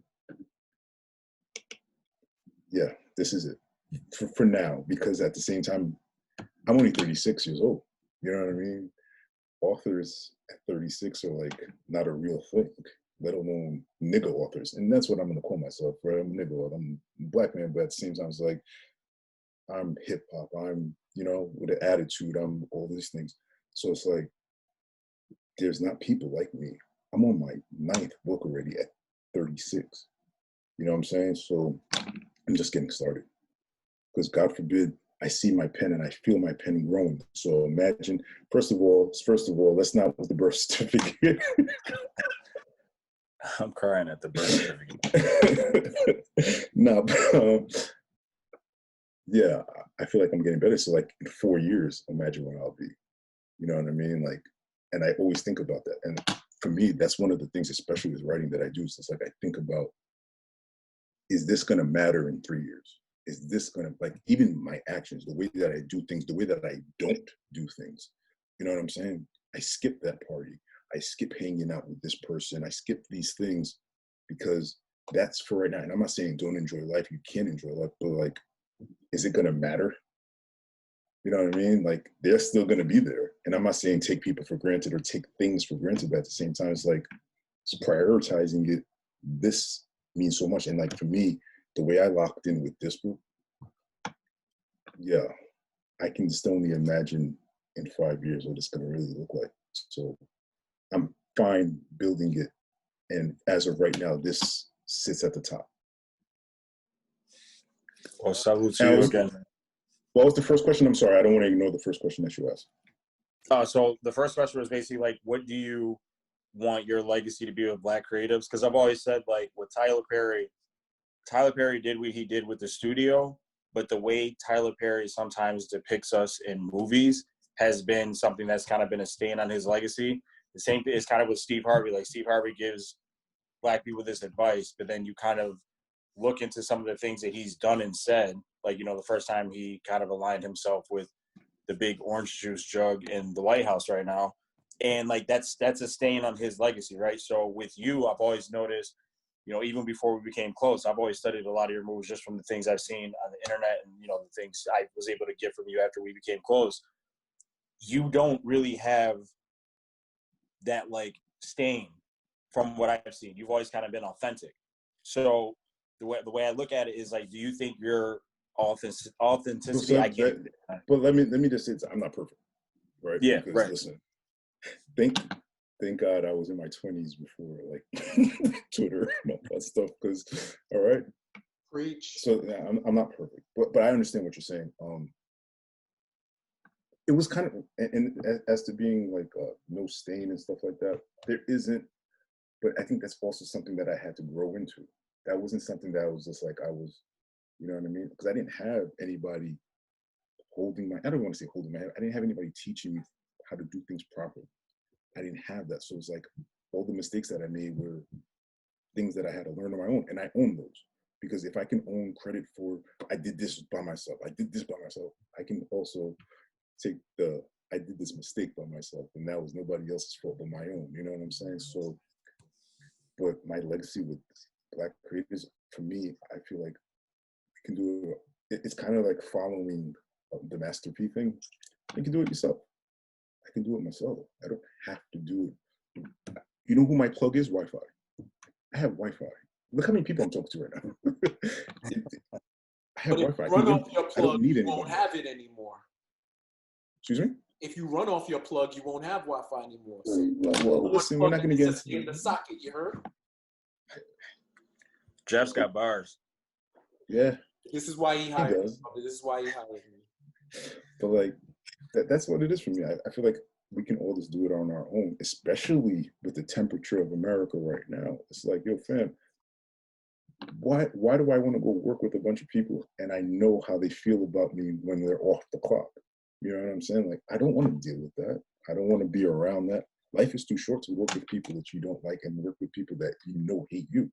So for me, it's a parts of that to give to Black people, be like, yo, and even if they don't want to work with me, even if people look at me and say, that nigga, how can he's doing that? Even if you are motivated by your resentment of me getting to a certain spot, a certain place, I still motivate you. And it's still off of something that I did. So that, you know what I'm saying? Because there's a bunch of people in this industry, which I'm not in, and I gladly left, and I'm so happy I did, but like, that I look at and I resent them. And honestly, I should thank them because of what they do and how they do things. It makes me want to trump what they do, for lack of a better word, because I don't really like that guy, but like, you can say super brother, fuck Trump. Unless you got the top 5 in spades, so only time we salute Trump. I don't play spades. I'm not even. Everybody's gonna judge me after that. You play? Yeah, I don't know how to play spades either. It's over for me. No, we're not playing spades. I'm playing spades. Every time I play spades, every time I see people playing spades, it always ends up in an argument. Somebody leaves or something like this. No. Would you rather do that or somebody break your table from dominoes? And then you gotta get another. Take my table out. You can replace my table. That's not. You can replace the table. But this arguing and all this back and forth stuff, I'm not doing that. You don't put the chicken on the floor. You're scaring the girls over here. Like no. That's why we transition to Uno, bro. It's less. No, it's not, because nobody plays by the same rules, right? And let me tell you this: nobody plays by the same rules, and we shouldn't either. So, and I mean that as far as creativity, like we should not play by the same rules. Why do we have to play fair? Why can't we fight dirty? Why can't I fight dirty? They do all these things and they're eating. Why can't I do that? Why is it a problem when I do it? Word up. 100%. Drew, thank you for that. Thank you for that question. Thank you. Appreciate it. We're gonna get through the rest of them. Everybody, all your questions, I see everything. I'm going in order of the chat, so don't think I ain't see you. I see you. Leo A says, do you enjoy writing your books or scripts more, or is there no real difference? Books, because it's more personal. And Leo, what's up? Congratulations on the baby. Salute. Salute. Definitely books, because for me, writing the script is like when I do that, I'm tailoring it to somebody's voice. I'm tailoring it to you, especially if I know. Like, all right, might as well just throw it out there. I wrote this book and I described Junior to look like Leo. All right, and I did that because I want him to play Junior in the film. You know what I'm saying? So it's like, outside of describing his physical attributes, the characterization, just like the writing of this book, it's just me. You know what I mean? It's just everything coming from me as opposed to me looking at somebody else and giving it to them.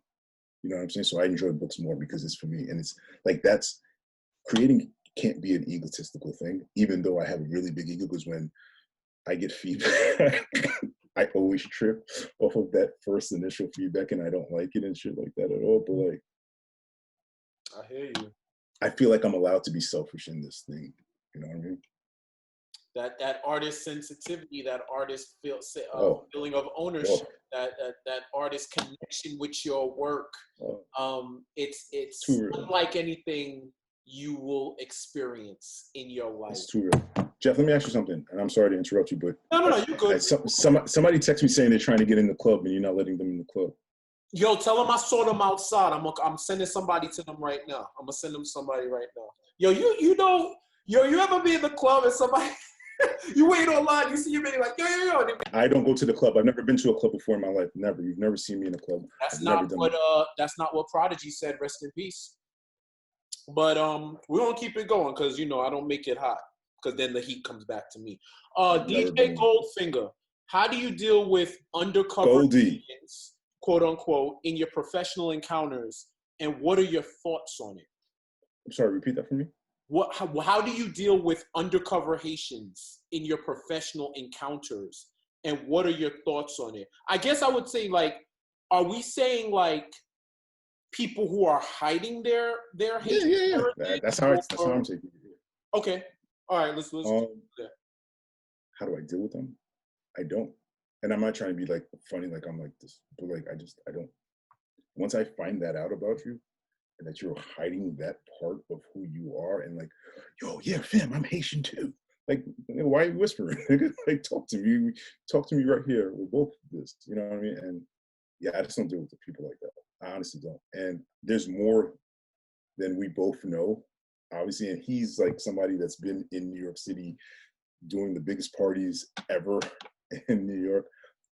So he knows, and he's seen how, a lot of industry people fake the funk, especially with being Haitian. So yeah, I just don't deal with those type of people, especially the moment I find out about you, I don't embrace that because it's like, dog, you could have told me this years ago. Why are you just now? And it's weird because it's like, this book is kind of like, it's okay to come out and play now, right? You know what I mean? It's like, you're allowed to say it's okay. It's okay. Yes, we're Haitian. You're allowed to say it, but at the same time, it's kind of also making me be like, all right, go over there since you didn't want to say it before. You know what I mean? Word. And I'd say, I'd also say to that, what's interesting is a lot of people who, how like we'll have the jokes about people who just discover that they're Black when they get to college and shit. But that's stuff that's like, it's like the level of grace that you afford, especially somebody who I'll say it, I don't think as Haitian folk in this era, like a kid growing up, it's not as bad as it was when we were in school, when we were kids, where it was like the diaspora wars were Haiti versus the world. It was like Haiti versus the entire diaspora at one point. I think Africans were like our secret ally on the low. Like they were the ones, like when we annexed, that's when we started turning tides a little bit low key. But it was like, it was ill at one point. And as somebody who kind of was like on the border of both, literally one foot in both worlds, it was ill to see that it was almost like you should be on our side until they figure out who I am. And then it's like,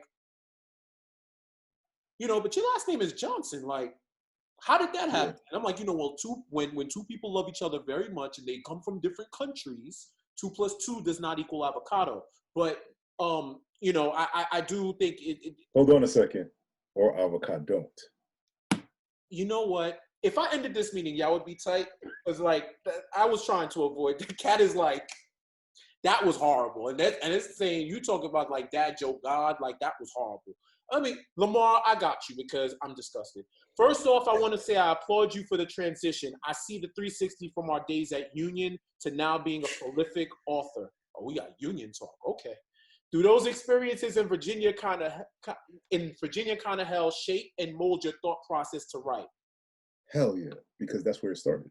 Kind of help. Writing. My bad, brother. Oh. My bad. I saw the correction. Does it help to shape and mold your thought process to write? It absolutely did. It's okay. Time to be transparent then, all right? When I was 19, I got into real stupid shit and I got locked up. And I started writing in jail. That's when I started writing because I'm not sitting here like trying to go to jail and I was some tough. No, I was 19 and I probably weighed 120 pounds. But I was the youngest person on my tier and nobody messed with me for that fact because I was from out of town and I was young. So it was like I wasn't really in there looking for no smoke or nothing like that. Did they call you New York? Definitely called me New York. And they would call me Queen. They either call me Queens or they would call me New York. And when I was in there, I would write letters for people. I would write letters to the lawyers. I would write letters to their girls for them and stuff like that. Like I would always write for them. And it was like this thing that helped me pass time. And they used to put money on my books because of it. And nobody fucked with me because of it. You know what I mean? So it's just like, it felt good. It felt good to be able to find an outlet after that mess in Virginia because, bro, I don't think people understand, like, this thing was a big deal when I got in trouble, man. Like, they try to make it seem like I started World War III. You know what I mean? I got locked up on my 19th birthday. That's something a lot of people don't know. That's why, like, my birthday is always kind of choppy for me. And, like, but, like, we were partying. We were chilling. And then the next thing you know, I'm outside in my crib barefoot on my birthday getting arrested. And it was just like, oh, what the fuck? And so, yeah, Virginia, that was, like, kind of helped me reclaim the intelligent side of me. Like I showed that I had balls, you know what I mean? So, and then helped me claim like, okay, you still have brains too. Like you don't have to be this wild that are trying to prove yourself to everybody. You know how when you're young, you want to show everybody, yeah, I'll swing first, I'm with all the shits on that. I'm not saying that's not who I am as far as like having balls, but at the same time, it's like, I'm not that person anymore. And I think writing, the more I write, the further I write myself away from that life. You know what I'm saying? So definitely, that should definitely end. L, I appreciate you being here, brother. I love you, man. We've seen some shit. Word. Peace, Lamar. Peace. Thank you for that. Next one is from Cordero Wallace. Cordero, I'm about to take you off mute. And you got the floor, brother. First, man, I want to say, man, brother, I appreciate you, man. I really do, man. The shit you do, man, is very surreal. Like, it puts you in a good setting. I'm not Haitian at all, first and foremost. My man Al sent me the book, and he said, yo, just read it. Give me just give me your honest opinion. I read it. The first thing I said to him was, I want to meet the girl, Joanne, whatever her name is. Joanne. Okay. Yeah. Joanne. I hear my man, I say, yo, I want to meet her immediately. And I'm pretty sure a lot of us know a lot of women of her stature that we keep in the tuck and we don't really want nobody to know about. You know what I'm saying? But I want to say, man, I got two questions. One, when you write, because I'm a writer, and you really inspire me to want to really get back to writing. I've been writing for a while, and I kind of put it away. So how do you deal with the fact of you making yourself so vulnerable to give people the opportunity to critique your pick you apart? Oh, man. You see that Jay Electronica line? Yeah. Right? When he says, like, just so y'all can pick me apart. Like, yo, I stay up all these nights. I go through this process all day just for me to give it to you and just for you to tell me I ain't this, I'm not as good as you did, all this stuff, right? Because when you let it go, you let it go. When you release it, you release it. You know what I'm saying? Like, you can't have this, no, this is what I meant by this, and this is that. Like, I've seen rappers come on Twitter and defend their bars. And, like, bro, you said that. Let people digest it however they digest it. Why are you here searching your name, telling people, no, this is what I meant? And no. Once it's done, and you're comfortable with it and you're okay with it and you release it, you release it literally, like, and figuratively let it go. It's not yours anymore. It belongs to the world. So like for me, and don't get me wrong, that takes a while, because even in my first book was very honest, it was very raw. But at the same time, it was just like, I kind of did this thing where I would write parts of it like, this is what people want to hear. You know what I'm saying? Or like, this is the kind of story people expect to hear from me because they know me as, yeah, so let me write this little, nah, do it to make yourself happy first, right? It's kind of one of those things that's like I said, when I'm in here writing, I'm laughing. I'm over here dying laughing at myself. I'm the funniest motherfucker on the planet when I'm writing, to me. And if it makes me feel that way, I'm good with it. Because it's yours. Here, take it. Pick me apart if you must. I'm already on to the next thing. And I think that's the thing that a lot of people don't have in them. And I think that's the thing that separates a lot of good writers from great, in the sense that they hold on to something so much, and they can't get past that one thing. And me, I go back, but when I go back, I do it to sharpen my pen. I don't go back to torture myself. I don't go back to, you know, oh, how come this person saw this and saw? There's only one person that ever pissed me off with their opinion of a book.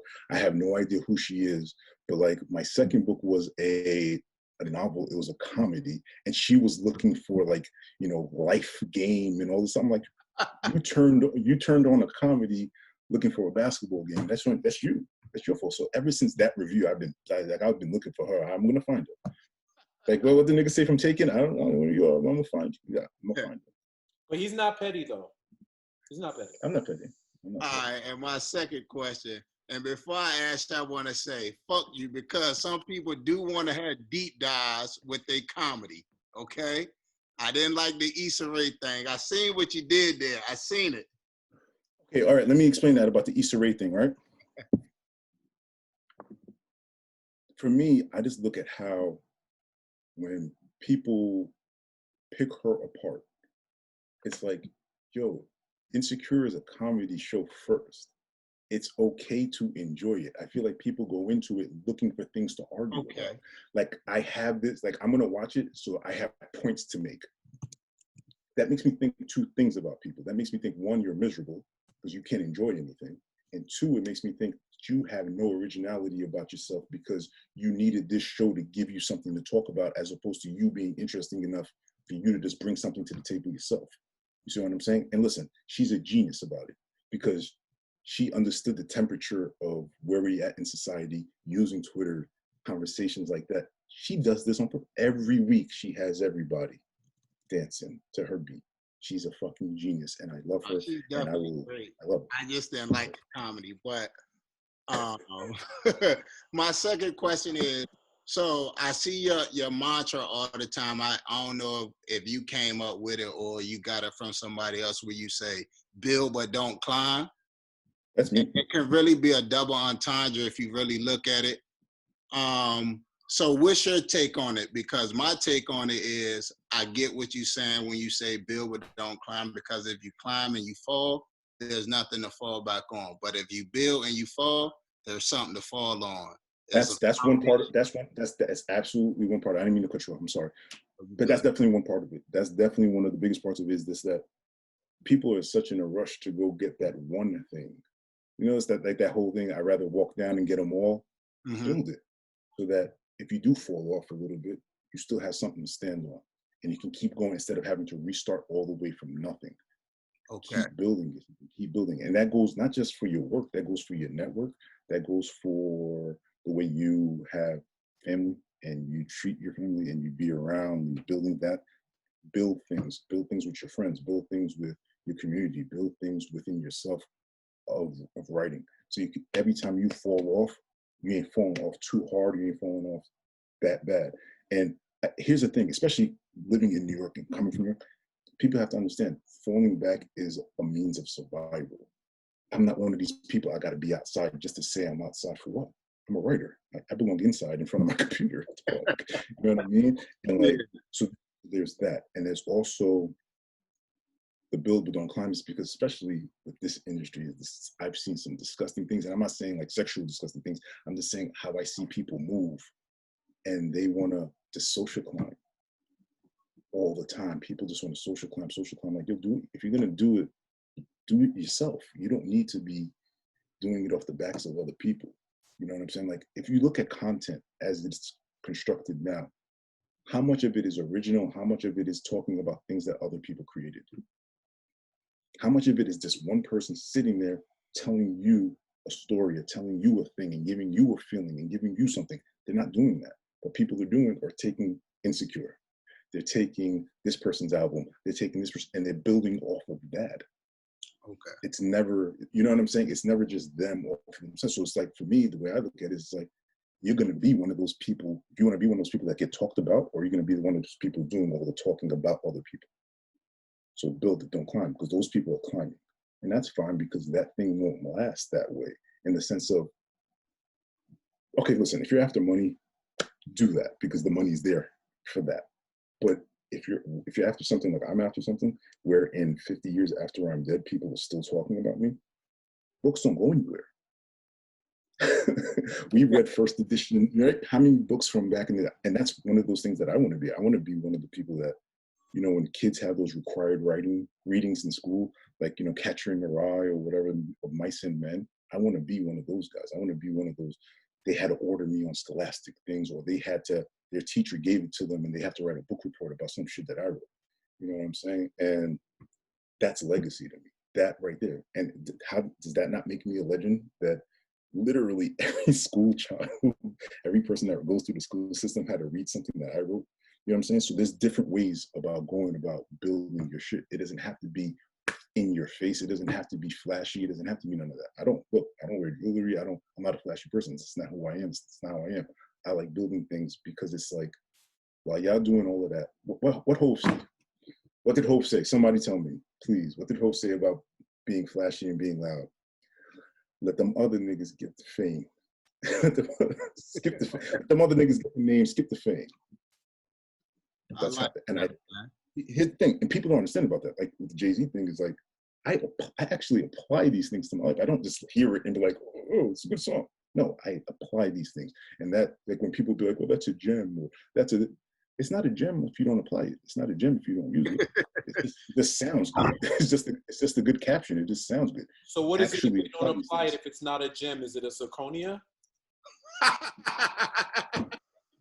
It's not. But I mean, it's some I'm bullshit. just trying to figure it out, because you know, can't be not some bullshit. You know, it's not an uncut gem. It's a blood diamond. Right, there you go. That's problematic because it's still kind of a diamond. But yeah, I feel you. Cordero, you good? You good? Yeah, good, man. Man, appreciate you, Al, man. Everybody get that man flowers, man. He deserves it, man. Yes, sir. I appreciate you, brother. Thank you. Appreciate you. And yo, just like the chat said, when you're ready to get that voiceover money, I'm an agent. I only take 30%.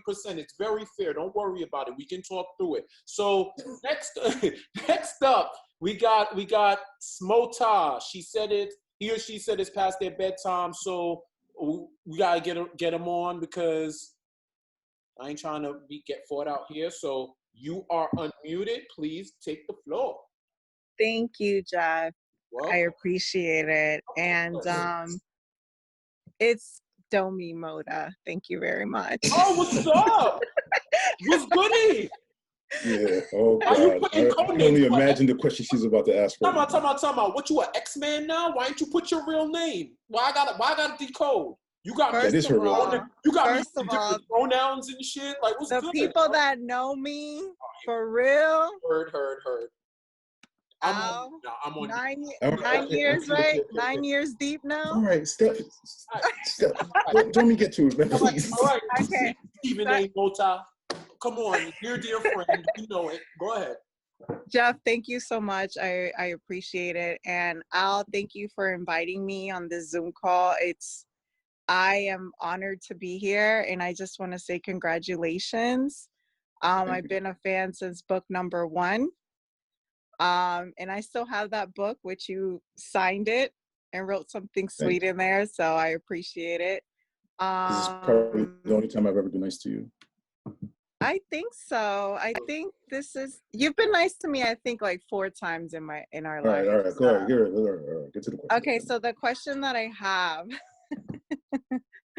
the question that I have for you is, you did mention a couple times when you were explaining different parts of different books that you were writing, right? That you had your first book and then you had the third, 6th book, the progression on the drinking, right? You kept reiterating that, okay, well, I was drinking a lot back then, but now I got more discipline and now I'm drinking less. Did that help you focus more? Did that help you by being more disciplined in one area? Did it help you focus on other areas, or how did that work? Absolutely. That's exactly what happened. That discipline translates across the board whenever you do something, right? And I already have an addictive personality as it is. You know what I'm saying? If I'm with one thing, I'm like, listen, you have to be a Knicks fan, right? You gotta kind of just have this addictive type of thing. But like, writing and drinking were hand in hand, and the sloppiness, I would say, in some of my earlier work, and it's how it's not as cohesive as it could have been or should have been, is definitely it definitely runs parallel with my drinking issues at the time. But now, being clear-minded, and I don't have this peel myself out of bed every morning type of thing, because I don't party and I don't, hang, I guess. My addiction is this, and I've been able to pour more of myself into this. I've been able to pour more focus into the way that I craft this book, craft all these books from now on. And I think about it too in the sense of, I look at myself differently now. I didn't used to like myself, and I say that, and I don't mean like to sound dramatic or nothing, but like, and I didn't like myself in the sense of the next day I would always have like some type of regret, like, damn, bro, that was. And then you're looking at your videos of yourself, or you see a picture of yourself, or you hear a story about yourself, you're like, this gotta change. And I can't think about, I want to say in the last 4 to 5 years, I don't have any of those. And my skin is clear. My mind is clear. You know what I mean? It physically shows. I didn't usually never grow facial hair. I'm going to shave this when quarantine is over because I need my face back. But like, just these type of things that I do to let people know I'm different. I look different. I don't want people to look at me the same. So I grew a beard. I talk differently. I'm not as aggressive, especially when I'm talking to other Black people. I used to talk to people like they wasn't, you know what I mean? How I talk to people, I was rude. I'm still a little rude, but I feel like it's not as, I'll say something and I won't do it to offend you. Like before, I would do things and say things to offend people. Yes, oh my God. Okay, yes. I don't have that as. I'm on mute. No, you're definitely not on mute. Yes, you're definitely not on mute. But yes, sis. Speak your truth, sis. Speak your truth. All right. And I don't have that. I don't have that. I don't do that anymore. But now I have a thing where it's like, I'll say something. The point isn't to offend you. The point is to not care if I do. You know what I'm saying? So it's like, I'm not going out of my way to do it. It's just, I just don't give a fuck if I do. So I think like my intentions are different. And that, I think not only with not drinking, I think it also comes with getting older, having nephews. Because at one point, they're going to have to look at me. I have to be some type of example for them for things because, okay, you know, you kind of want them to live their own life and make their own mistakes and stuff like that. But at the same time, it's just like, so it's okay to show them the imperfection, right? But at the same time, it's just like, I can't be out here calling women bitch. I can't be out here saying this, doing this, and then telling other people, nah, you can't do that. Whatever. But if I'm going to lead, I'm going to lead by example. Even on Twitter, look at social media. Like, I don't talk the same way anymore. I haven't talked that way in probably 8 years since my first book came out, and I realized, oh, I have some power here. People actually pay attention and listen and care about what I have to say. let me be responsible about it. Because kids, young people are the most impressionable people ever. Look at all of us. We're shaped by something that happened in our childhood, one way or the other. I'm shaped by listening to music of a certain kind. I'm shaped by my family, as evidenced by this book. So it's like, I wanted to not leave a bad impression. And that's another thing that's part of legacy, where it's like, and I have to look at myself in the mirror at the end of the day and be like, is this the person that you want other people to talk about? And when they have an experience with you, do you want them to sing your praises? Or do you want them to be like, yeah, stay with that nigga crazy, girl, don't say nothing to him. Like, and that was me for a long time. You know what I'm saying? And I'm glad that I grew out of that. Sorry you had to see the bad parts. It's okay. I think it comes with growth. And again, I'm super proud. And everyone in the chat, I was triggered. No, I'm just kidding. I'm just saying, like, yo, if you got something to get off your chest, put it in the chat, because you know. No, I love Al, and me and him have always had a love and hate relationship. I don't think it was really hate. I think it was just like the pettiness. Like, we went from petty to petty, but there was a point where, again, it's growth.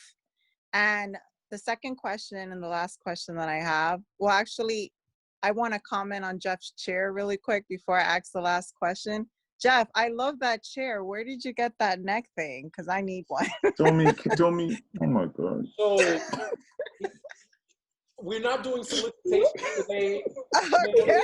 We're not doing solicitations. You're about to be the first person I ever kick out of a Zoom.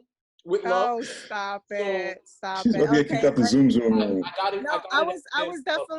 I was definitely serious about the chair. I'll ask you about that offline. I got you. The last question I have is: do you feel like the combination not only of your personal growth, but do you feel like it also mixed into your spiritual growth, or was it all just off of experiences and different circumstances? Okay, so I'll be honest about that too. I think it was definitely the circumstance of my grandfather passing away, where I kind of looked at it like, yo, the shit that you're doing, he can see you now. I can't hide that. Like, he would be in Haiti or he would be at home, and it's just like, I come in and I'm just grandson number, whatever grandson number I am to him, you know what I'm saying? But now it's like, oh shit, I got people watching me. I can't be out here wilding like this. I can't be out here doing things. So I think it's more of a thing of accountability, which I think is a big theme amongst our people right now, and everybody checking everybody else, which, listen, I understand why it's happening, but at the same time, it's like, it leaves a sour taste in my mouth, because I feel like accountability is something that you have to do for yourself. It's not something somebody can shame you into doing. That's not going to help change it. And then say somebody does shame you into it. It's just like, how genuine is your growth now because somebody forced you to do that? You know what I mean? I feel like it's something that you have to do on your own. And for me, when he passed away, I had a really hard time with that for a while. And when I started to like come out of that and really realize that, oh, all right, I got somebody watching me. I gotta be right. And then it started making me think like, oh shit, my grandmother's been watching me this whole time. Fuck, let me apologize. Oh shit. Oh my God, I did this, I did what? And I would just go back, and I still have these moments where, and when I get really quiet and I don't talk to people for days and months, and if you know me, you know I get into those spaces where I just space out and don't speak ever. It's because I'm reliving a bunch of things that I'm embarrassed about, or I'm thinking about how can I go back and fix things. And the thing that I've learned is that you can't, it's impossible to go back and fix things that you've broken. I mean, a lot of my life is predicated on fixing things that I've broken, but at the same time, it's like, if you let people drag that with you forever, it's like, you're never going to satisfy them. You know what I'm saying? So it's just like, right. Okay, I tried. I gave you my apology. What else the fuck can I do? And I'm not saying that to say like some egotistical things. It's like, yo, if me and such fought, all right, damn, we fought over some stupid shit. This is the dumbest thing we ever. I'm gonna apologize to you. You can accept it or not. And that, I think that to me, more than anything, is learning to live with people not accepting my apology. Learning to live with I have to live with that regret. Live with regrets, another Jay-Z thing, right? So I just have to. There's nothing I can do about it. So I feel like, and I'm not done. That's the thing people understand. Like, I've been around forever. I'm 36. I'm not like 45. I'm 36 years old. I'm not old. I'm older. I've grown, but I'm not an old person. And Kevin A. Lewis, don't even fucking start with me because I know you're about to say something, see? And Jason too. I knew they were going to start. But, you know, I just feel like I'm not sitting here saying I'm just starting my ascension, but like I'm closer to starting than I am to ending. You know what I mean? As far as my growth goes. So, and I feel like the spiritual part of that is from my grandparents. Okay, well, thank you. And thank you, Jeff, for opening the chat. And thank you for the invite, Al. I'm so proud of you. And I'm going to bed. You need to know that because thank you, everyone. All right. Good night. Have a good night. You too. Good night. Good night. Don't know what bedtime is because time is a construct now. It's not like what the fuck, you know, woke up and go, you know what? I'm not even going to do it to me. It's like, I don't even know what time it is right now. I ain't going to hold you. It's like, I know sunrise and sunset like the ancestors and everything in between. So, you know, walk with God with that one. Samuel says, if this book was a Hove album or a Hove song, which would it be? And if you say Lucifer, I'm kicking you out of your own chat. If it was a song or album, that's a hell of a good question. Way to pull at my heart. If it was an album, I'll say The Blueprint, in the sense that you can see there were pieces of growth in my older work, but this is the one that I put it all together. You know what I'm saying? And that you can kind of see where I'm headed to next. You know what I mean? And maybe Blueprint is his holy grail. I know he has an album called Holy Grail, but that's kind of the thing that springboarded him to where he is today. Like, if you go back and look at his older work, The Blueprint is where it kind of, what are people saying now? The cultural reset. Is that what people are using now? Is that cultural reset? Is that what they're saying? That was one of those moments, right? It was like a full stop type of thing. And he said, okay. And then look what came out of it. Kanye was around already, Just Blaze was around already, but because of this particular album, those people got bigger and better careers. You know what I'm saying? And I feel like this book for me, even though this is the first book I've ever written that didn't have a forward. And I did that purposely because I wanted to write it. And I feel like I did that not to take an opportunity away from somebody. I did that because this was that personal to me. And I had to get this right. There was nobody that could help me fix this. There was nobody, as far as like the story itself, like you couldn't, I had to, you know what I'm saying? Like, you know, I got to do this. You know what I mean? Like, this is on me. And that was a good question. So yeah, I would say The Blueprint. No doubt. Thank you for that, Samuel. Jason Mess asks, do you have advice for people looking to write their first book? Write it. I'm not even trying to be funny. It sounds simple, but write it. And what you do when you write it, don't look at anything. Don't look at any type of social media. When I'm gone from social media, trust me, I'm working on something too. Like, I might be going through some shit, but I'm also working on some shit. You know what I mean? Because when I come back, you know I'm coming back with something. So don't look at social media because you're clouding your thoughts with other people's things. I don't want to see what anybody's talking. First of all, I don't like seeing what people have to talk about as is. If you notice how I talk on Twitter, I be in my own little world talking about whatever. But like when I'm writing, I don't want to see what anybody has to say. I don't want to so focus and lock in like that. It's hard, but it's worth it. So like another thing is too with your first book, stop going back to it. Stop going back and saying, oh, well, I got to do this and then do this and do that, because you're never going to put it out. So use your first book as a springboard as opposed to this thing that you have to get right the first time out the box. You're not Jay Electronica. You know what I mean? Like, you don't have to take 20 years to put out this thing. I mean, he put out something beautiful. I enjoy it. I listen to it every day. But like, go for it. Especially now. We're in a time where the turnover is like that. You expect something to come like this, like this, like this. Put it out. Put yourself out there. And that's the only way you're going to get comfortable ever doing it again. You can't get to your second until you get to your first. It sounds corny, it sounds cliche, but it's the truth. And for me, I basically put out a book every year. I came out in 2012 with my first book. It's 2020, I'm on number 9. So just put them, do it. Do it and worry about the consequence of it later. No doubt. No doubt. That's perfect. That's dope advice. Like just doing it.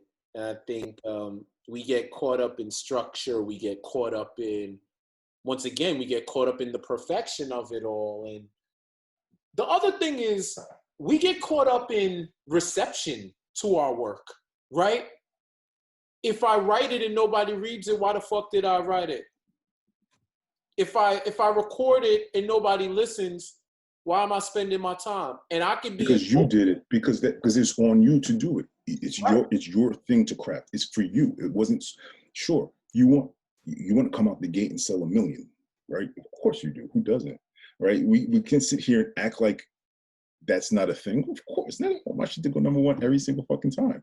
Because I want every single penny of it. I want every single, especially me. And okay, I am a petty person because I look at who's there at the top of things and I'm just like, I don't fucking know. But then I kind of peel back expectations in the sense that I'm doing this by myself. They're doing this with this whole machine thing behind them. And I always look at it that way. And I'm not one of those people that does hypotheticals, but give me the same everything. Put everything on an even playing field. Word. They're not going to be able to be in the same room with me. So I feel like you can't really too much worry about what everybody else or how everybody else is viewed and seen. Just do it. And if you have somebody that you're gunning for, because I have 2 people that I'm gunning for right now. If you have people that you're gunning for, do it in the sense of their work just doesn't exist. They don't even matter. You just know that your shit is flyer than everybody else's. I want people to look at me that way. I want people to be like, yeah, I'm gonna blow you. Actually, Samuel said that to me. He said that he's gonna write a better book than me. And I remember I said something slick back to him, but not like malicious, like some funny shit. You know what I'm saying? Like, I like that. I like competition. That's why I'm always comparing basketball players. That's why I'm always, and notice when I'm comparing basketball players, I'm only comparing great to great. I'm not comparing great to like somebody that's a bum that doesn't matter or nothing like that, right? And for me, yeah, like look what he just said. Nobody's touching my pen. Nobody can fuck with my pen. And if you're not thinking like that, you're not in it for the long haul. You're not really. I'm not gonna say that you're not confident, but that should be the mentality. Because if you're not, we can always get better, but you gotta be your own biggest fan. And I would also say, if you don't mind, Al, it should be the type of thing. Anything you create, you would do it if no one knew about it. You would do it if nobody watched, if nobody read, if nobody listened, because you love it and you want to express yourself. And this is how you share your gift and your spirit with the world. Dave Chappelle said something to that. His Inside Actor Studio, he said 2 things that have always stuck with me, and they've been with me since the first time I watched this thing. And he talked about how his father gave him an option when he started comedy. And, you know, him being the smartass that he is, he was just like, if I get paid the same amount as teachers get paid, I consider myself a success. You know what I'm saying? So success looks different to everybody because you love it that much. It's the thing, I have to do this. For me, this is not something that's an option for me. This is the thing that I love. This is the thing that I have to do. That's why, as much fun as it is, that's why I'm so intense and so serious about it. You know, I'm an artist, I'm sensitive about my shit. That's why, because this is the thing that my cousin's in here, Bobby's in here right now. Ask him, since I was a little kid, I was always the funny one. We had a family reunion and everybody went on stage doing a Wu-Tang song. I'm the one that told jokes. You know what I'm saying? That's just always been who I was. I've always wanted to be, I'm part of something, but I always wanted to be apart from something. You know what I mean? Like I needed to do that and distinguish myself on my own. So when Dave Chappelle said that and about the passion that you have for it, and I bring up the fact that I did that as a kid because this is for real. Like I really love this shit. This is not a joke. Like, this is who I am. This is who I've always wanted to be. So there's that. And then there's also the fact that Dave Chappelle said, it's like, the true mark of greatness is when everything before you is obsolete and everything after you bears your mark. And when he said that, he was talking about Richard Pryor being, you know, like the evolution of comedy and the person that stood up straight. And I kept on rewinding it. I rewinded it so much that the next day I got it tattooed on my arm. I had to write it down and I got it tattooed right here. Because the things that he was saying just, you know, touched me like that. So yeah, passion, and you have to love this thing. If you don't love it, don't do it. It's not worth it. None of it is worth it, because the days and the failure days, the days of not seeing any money, the days of when people are looking at you like you're crazy because you're not hitting the stride, when people are like, damn, go do something else. What are you doing this for? You're wasting your time. You catch skills, you can go do something else. You can go make money doing this thing. I don't love that thing. I don't care about that thing. People looked at me crazy when I put the camera down. People looked at me like I was bugging. Bro, I'm gonna show you something. Since we're all in here privately, and I invited y'all, I'll show you a little book that I keep on my desk.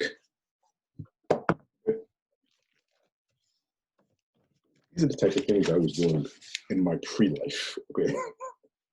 All right? That's Funkmaster Flex at my 21st birthday party. That's Kid Cudi holding my card. That's fucking Gene Simmons. That's Nas and Khalees. These are the things that I was doing before it became a thing. You know what I'm saying? And I'm gonna give you one people probably haven't seen. Now, if you're from the 90s, like I'm from the 90s, what does that mean to you? It means turn up the light because I can't see, motherfucker. We all squinting like J.R. Smith looking for Henny and shit. Wait, what does that mean? That's Neil Long, that's Gabrielle Union, that's Sanaa Lathan, that's Lorenz Tate. That's the most 90s pictures ever, right? Like, things like that. Oh, so you knew Councilman Tate before I knew Councilman Tate when he was Councilman Old Dog. All right. So like for me, people looked at me like I was bugging. You walked away from that. You lived lives, bro. You lived lives, bro. You lived lives. I didn't love it. Did you audition for The Wood? Kat blew up your spot. She said you auditioned for The Wood. You could have definitely been in The Wood. Are you guys done? You could have been in The Wood. I mean, you know, I don't think Warren G was in The Wood. So, but you could have. First of all, you look like James St. Patrick's little brother. We're not going to do this today. You look like Alan Houston on Quarantine. We're not doing this today. You look like hanging with Mr. Cooper. You look like Marion Hill. You look like Marion Hill from In the House in the final season. Ass face, nigga. Wow. Let me get back to the questions because we'll be here all night. I'm cutting off questions now because y'all are annoying. I'm kidding. I love you.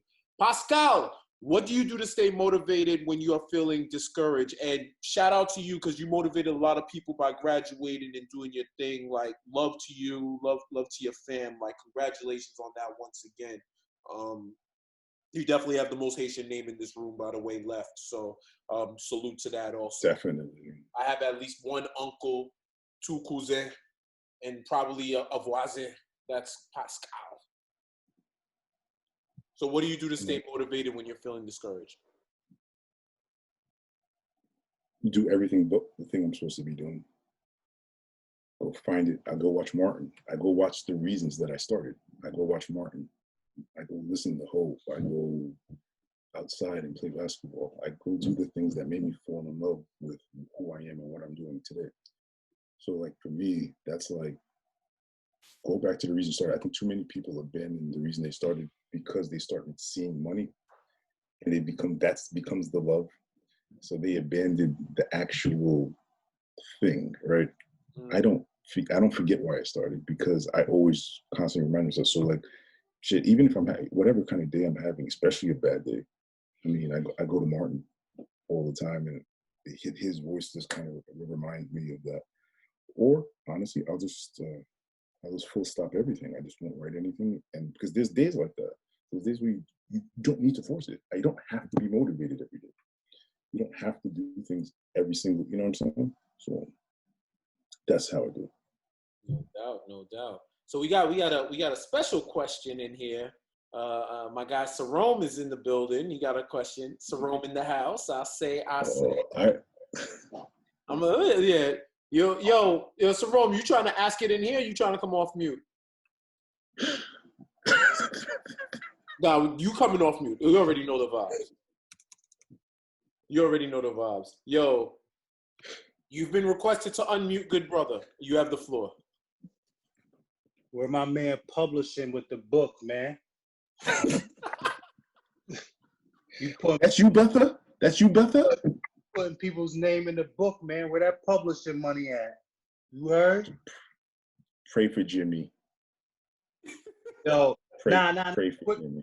I just want to do a quick question. Hold on real quick. Say if you was dolo, like say if you was on an island or nobody was around, like what would you write about? Like if you had to write about no people or nothing like that. If it was just you. What I wish was around me. Like what? I would create my own world. Like that would be some shit like where I would create the world that I would want to see. I would write about, seeing us in power. You know what I mean? Like seeing us segregating from them. And they're the ones that are in, they're under us. They're the ones that are oppressed, as opposed to how the world is now. So yeah, I would just create the world that I would want to see. Okay, so you don't necessarily need like a lot of people around you or something like that. I don't need anything around. I don't know. I'd be dolo anyway to write. I need to be by myself to write, and I don't listen to music. I don't listen to anything. I need silence. I need complete. You know what I mean? Like I prefer it this way because I can hear myself better. That's why. Just think about it. When you go to sleep, for some people that it's really hard for them to go to sleep is because when it's really quiet, the only thing you can hear is yourself, right? Or like when you wake up in the morning, your thoughts are like everywhere because you're still.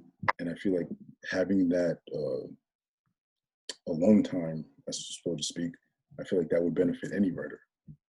Anybody do it by yourself. That's again, I write by myself. I don't write with people. I don't collaborate. I don't do none of that. I write dolo for that very reason. I want to hear my own thoughts clearer and louder. Got you. All right. Thank you, brother. Appreciate you. Wally saluted. He had to drop off, but he said thank you for joining, for having him. Wally, a chef, he told me I got to hand out food. I should have got them recipes and shit. So Angela, what is he doing? He gives out food. I told you, like I said, he's one of the people. Like community type shit? Yeah, he came to my house. He grabbed a bunch of sneakers from me, a bunch of coats and stuff from me like that. Like he's really outside, like doing things the right way for the community and stuff like that. So I love that kid. Bless him for real. Angela wants to know. This is an important question. Angela wants to know when you drop in your pickles recipe and admit that it's a slaw. Now we're getting into the real shit. Like this is what we need to talk about today. First of all, it's not a slaw. You making slaw out here and calling it pickles? It's a pickled pepper. Am I correct? Right. That's what it is. So how are you making it slaw, fam? Because she thinks I like coleslaw, and her daughter is half Haitian. She always wants to like steal Haitian people's recipes because that's this kind of person she is. She's just a thief for Haitian people, and she tried to like force chicken bacon on me one time, and I can't believe she did that. But no, there's no Peakley's recipe coming from me. Angela's a chef, if everybody doesn't know that. She's like one of the best chefs probably in the world. Not probably, she is one of the best chefs in the world. And she's just making fun of me. There's no Peakley's recipe coming. I was about to say, like, what the hell is going on? Yeah, Pascal, that is right. They do call it slaw because they can't handle the heat. They can't handle the heat, so they're like, that shit gotta be slaw. Kat has a question. I'm gonna take you off mute, Kat. Whenever you're ready, you have the floor. Oh, I probably shouldn't have done that because then I don't like when people hear me talk. Oh, well, we're here now, and I'm not taking you off, so ask your question. All right. I want to know why you don't like writing with other people. Like if you were to write like a movie, even though you did let me write my part, but just in general, like why you don't Okay. like to. Time out. First of all, okay. I like the way you slid that in. All right. Okay, so well, first of all, I had to write my part because your patois was exactly. Okay. Exactly. She had to write that part because when I wrote it and we were sitting there and I was trying to sound like a Jamaican man, I couldn't do it. So she came in and then she blew everybody away. Pascal was there that day. She blew everybody away with how she Pascal's came why through we with couldn't that record because he kept laughing. Yeah, that too. But yeah, I can't. I don't want to write with people because I don't want to argue about me being right. I'm being honest. Like I don't want to have this. So it's more of like ego. of like a narcissistic thing. Probably. Okay. But not only that. It's just I want to see things when I give things to other people. It's not going to come out the way I saw it in my head, and that's for me. It's like a perfectionist type of thing where I want to see it exactly how I saw it in my head. I need to write it that way, and I'm the only person that can take it from here to there. I can't give it to somebody else and like collaborate with them like that. Like I can't do it. I'm gonna argue too much. I'll definitely argue. My ego is too big in writing for that. All right. It's the truth. I told you it was one little question. Like they thought I had like 40 questions. It's one thing. At me. I said it was 5 parts. At me. I'm right here. I'm right above you in my screen. So I'm literally looking down on you, right? I'm right here. And my name is right there. You can say it. I don't take it personal. Lay Jeff. Thank you, sister. Thank you, sister. Okay, thanks. Why you let Jamaicans in this chat, bro? Like I thought this was a safe space. Like that's what we doing. Wow. Like, No, please don't start. I mean, next she's gonna challenge us to run track or some shit. Like I work out enough already. I ain't trying to like, you know what I'm saying? We're in here dispelling stereotypes about Haitians, and you're coming up with stereotypes about Jamaicans. This is bro. You know her name is Cat Ann. Rada. Rada has a question. Thank you for your question, by the way, Cat. All love. Thank you for the question. Rada, I'm gonna take you off mute. Thanks, Jeff. First of all, thank you for extending the invitation. And Jeff, thanks for moderating so well. Al, you briefly touched based on your ego and how you handle criticism. Writing a book, nonetheless, a book heavily rooted in your respective culture is such a personal and somewhat defining piece that I can't imagine criticism coming easy, regardless of where it's coming from. How do you handle that literary criticism at such a personal level? I'm terrible at it. I'm terrible. I mean, but you have to handle it up to some degree, right? It's whether you internalize it or whether you actually find ways to, you have a process is what I'm saying. We all do. Whether the process is productive or whether it's a complete waste of time. I feel like I'm the worst person ever to give criticism to before it comes out, that process right there, I'm the most narcissistic and angry and just miserable person to ever be around. I owe so many people apologies for how I am during that time. But when it comes out afterwards,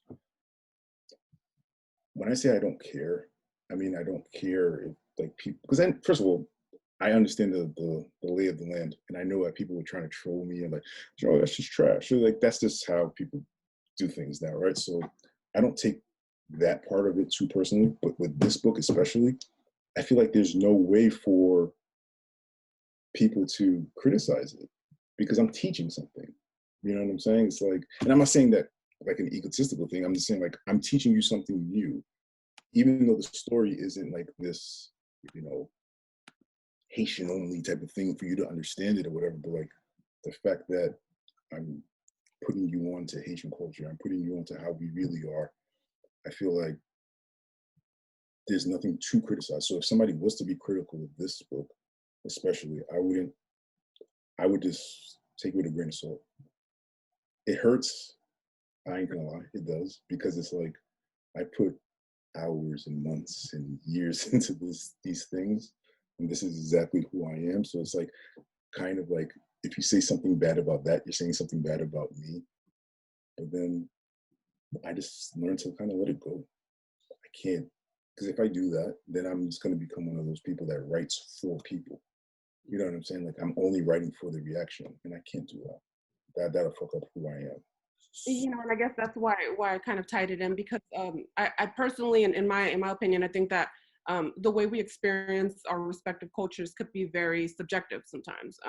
Sometimes the way I experience my culture could be very different, different from somebody that, was raised up in the same culture on the East Coast. So it's just those little nuances that really make us different. So I catch myself all the time doing it when I see someone on TV and I said, well, we don't say that, in Spanish, we don't curse like that, and those are the little granular level things that we kind of tend to overanalyze. So, it's yours. It's kind of like your labor of love. So I can't imagine, it's kind of like someone calling your kid ugly, it's, right. it's so it's kind of like that Jeezy line where he's like, if you don't like it, do something, nigga. Where I'm from, if you don't like it, do something, nigga. I don't like it. I didn't like the portrayal, so I did something about it. And I think that's just who and how I am. When I see something, yeah, I'm gonna be mad about it, but so long, because it's like, I'm gonna go be the person to fix it. It's that whole line. I would have stayed on the sidelines if they could have tackled this shit themselves. If somebody else could have done it, if the portrayal of Haitian people in Bad Boys 2 in the movie Top 5 with Chris Rock, and he had the Judy Bookman story that he was trying to make into the biopic in that movie. If they did things properly and they did things the right way, I wouldn't be doing this book here. So like, it's kind of like a blessing in disguise type of thing, because it's like, thank you for fucking that up. I'm gonna come fix it. You know what I'm saying? So I take it personal that way too. That's like, okay, now you just gave me something to fix, as opposed to it just being, oh, I have to destroy. It's more like, let me do this thing. Let me fix this thing, as opposed to destroy them. Yeah, well, congratulations again. Thank you for the insight. I really hope this is one of the preliminary channel openers for the, your culture, and this opens up and inspires the people from, your background to actually produce more work like this, and to actually, provide more inspiration for people, especially when we lack representation. So congratulations. I appreciate that. Thank you very much. Seriously, thank you. Thank you, Raiden. Thank you for the dope question. I have a follow-up on that, because one of the things thematically that we've been talking about is you being beholden to the things that you write, and insular in the way that you hear critique or criticism about your work, right? Irrespective of the idiosyncratic, nuanced parts of our culture and what you're writing about that. You're very outspoken about shit that you don't like and shit that you do like in terms of art. So when the mirror is put on you, how do you differentiate between valid criticism and critique that you feel is not unconstructive? Deconstructive? Destructive. Yeah. Destructive, right. I was fighting. I fight this language every day. I fight English every day of my life. So destructive versus constructive, right? And then at the same time, for someone who, I'll say you're identifying that as a development area, the ability to accept criticism. It's a two-parter. One, where's the line of where do you delineate between constructive criticism and destructive criticism? Intention and tone. Intention and tone. It depends on who the person is and why they're saying this thing to me. Are you saying this to me to make me a better person? Because trust me, I have those conversations and those are tough, and I hate myself for how I act in the immediate reaction of it. But then when later on I go back and I'm like, oh, she was right. Like, oh, okay. That's normal. You know what I'm saying? So and that's I have real that. friends too, low key. Like the people who you don't want to hear, and it's in. So it's definitely intention and tone, right? Because for me, I look at things like, why is criticism the first thing you're saying to me? You know what I'm saying? It's like, why can't you take, like, be like, say, you're allowed to be constructive. Be constructive. It's not about stroking me or stroking my ego or anything like that. It's just that when somebody comes to me and the first thing they have to say is something negative about it, it makes me think everything about it is bad. So it's just like, you're looking for a confrontation, or you just didn't like it. You were going into it to not like it anyway. So I think, but that's just a part of me being so close to something. Because I worked with this for this long, and I did this thing and you're gonna come in and tell me, well, wait a minute, well what? Well what?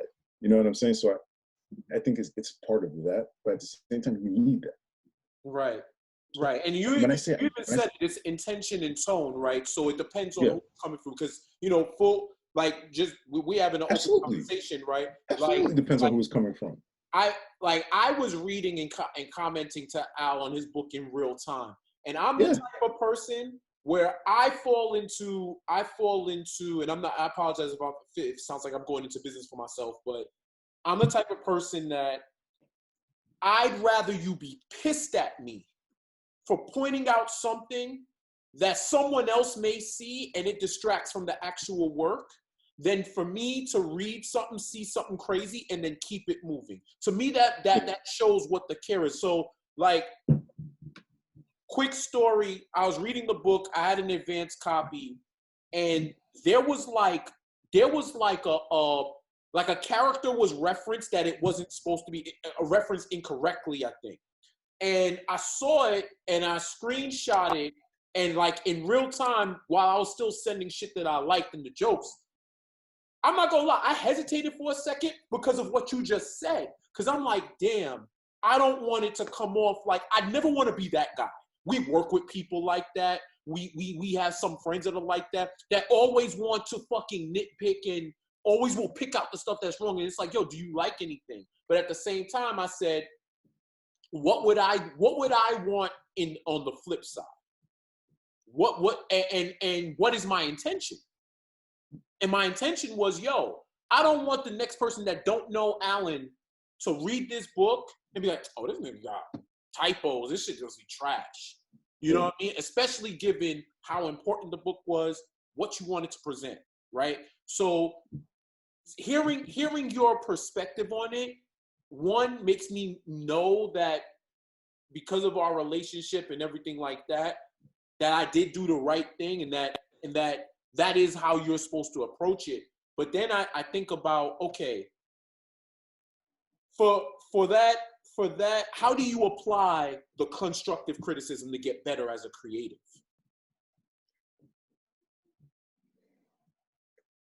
Begrudgingly, I drag my feet towards it sometimes because it's like, God damn it, somebody else was right. Fuck, you know what I mean? So there's that. But at the same time, it's just like when I do a full stop and I go, oh, this is better. Okay, thank you. I'm sorry for acting like a complete maniac before. I appreciate it. You know what I mean? So it's like, you just have to, I'm trying to think of the way to put it without sounding like an asshole. I feel like I'm an asshole anyway, but I feel like I'm one of those people that I need to be the one to correct me. I need to be like, so sometimes like when somebody else corrects me, I'm kind of just projecting in the sense that I'm mad that somebody else fixed something that I should have fixed on my own. You know what I'm saying? So I guess that comes in with not wanting to work with people. I hate hearing other people's opinions when they're correcting me, because it's like, damn it, how come you didn't do that? Like, I talk to myself and I get really, really upset with myself, but I'm harder on myself than anybody could possibly be ever. I beat myself up really bad sometimes. Mm-hmm. But I do that only because I want to be that great. Like, I want to be that great. I want to be so great that it's like people see something that I do, and it's automatically like, oh, he did it again. You know what I'm saying? So taking criticism is it's a twofold type of thing. It's like it absolutely just depends on where and who it's coming from. And yes, what Jason just said, you need different perspectives. Definitely need different eyes on things like that. But for me, it's like, not superhuman, even if you believe that in your mind, even if you believe that. But here's the thing. But here's where I'm going to contradict myself. All right, go ahead. I'm ready for this. I painted it. Who are you to come in with your eraser? Who are you to come in with your, what's it called? Brush. It's called paintbrush, right? It doesn't have a fancy name. I feel like you would know the fancy. I feel like you know the fancy names of the people. There's something fancy, but that's not my ministry. So, a brush. So like, I don't want anybody coming in behind me. Like you ever or when you're in school and you got a 97 on your test and you get this one thing wrong and your teacher writes, "What is this?" Like, why in red? Why so big? Why so loud?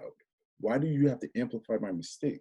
No, that's the Haitian parent after you bring it home and they say we don't send you to school for B's. But that's the sensitivity that I have towards my work, in the sense that's like, yo, you didn't put the time in. How dare you, after 5 minutes, come and have anything negative to say about something I worked on for months? So that's a preconceived. That's a preconceived notion that you have in you, a block, right?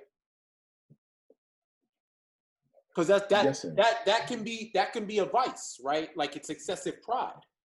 Because you have pride in your work, and you're gonna have the excessive pride.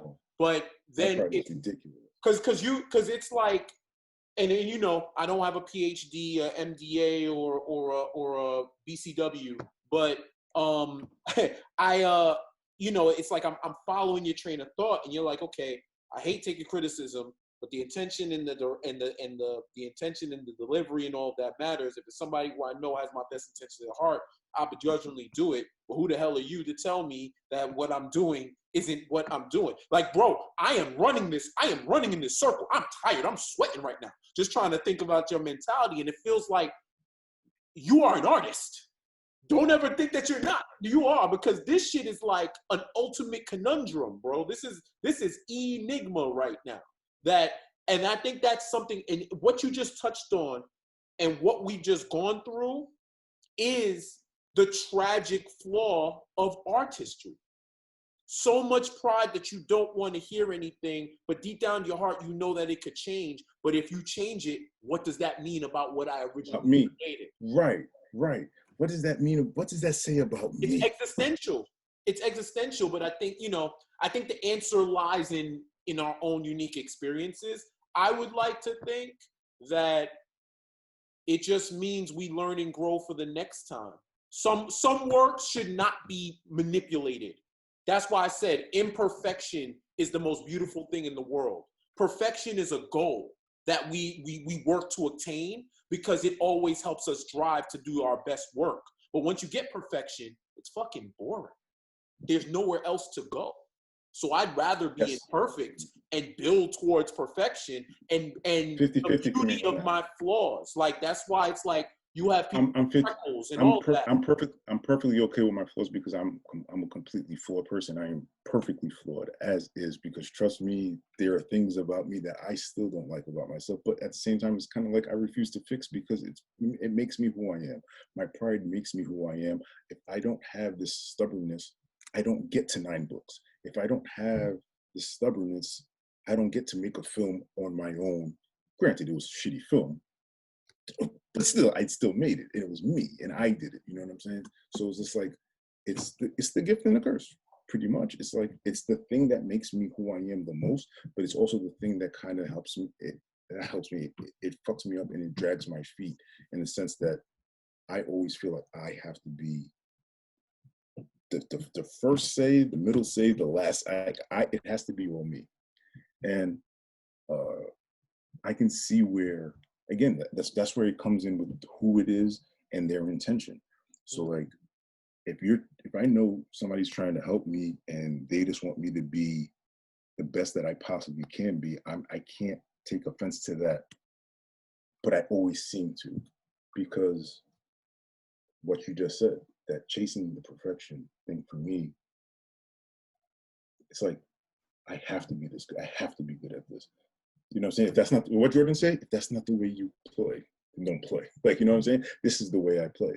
You don't want to play that way. You don't want to play that way? Then don't play. Nope. And that's how I play. Like, I go into another place. That's why I don't talk to people. Like, when people don't talk to me for once, and they think like I'm mad or like I'm just from this. No, it's because I'm here. I'm here, and nothing can come into this, and I can't have people interrupting me. I can't have, because you're gonna think I'm an absolute psycho if you deal with me when I'm writing. Because there's no rhyme or reason for a man to be up at 3 o'clock until 3 o'clock the next day and only wrote 30 words and still be there like I just did something great. You know what I'm saying? Like, I'm obsessed with this shit. Let me not say obsessed, I'm dedicated to it. And I feel like I don't think anybody has that. It's two sides of the same coin, brother. Obsession. Nobody has that, though. But nobody has it, though. Nobody has it the way I have it, especially not with my own shit, obviously. But like, I just feel like with this thing, nobody has the work ethic of me. And I take that back to when I was a photographer. I would do 3 different clubs in a night. You wouldn't see me at one party. You would see me at 3 parties. You wouldn't see me when I first started. I was sleeping on my cousin's floor, and the money that I would make, it was enough for me to either eat that night or enough for me to come back home. And I made it into Rolling Stone magazine, and I made it to where people took me on tour. I made it to where I was people's personal photographers. I did that. So I feel the same way about this thing, but at the same time, it's like, this isn't just click and then you give, or like hustle and move, because that was such a different time, and that was such a different New York. And like, you had to be outside, you had to be on the, you know what I'm saying? You couldn't just, oh yeah, I got 10,000 followers, so look at me. And that's my Leon from Curb Your Enthusiasm voice. Well, so yeah, you can't do that. You know what I'm saying? So yeah, I think for me, I've had a really hard time transitioning into this part of my life, in the sense that this is new. This is all new to me. I had somebody today hit me up and say, how come you're not verified? I'm like, what does that mean? For what? How do I even do that? I don't even know the steps. Like, should I?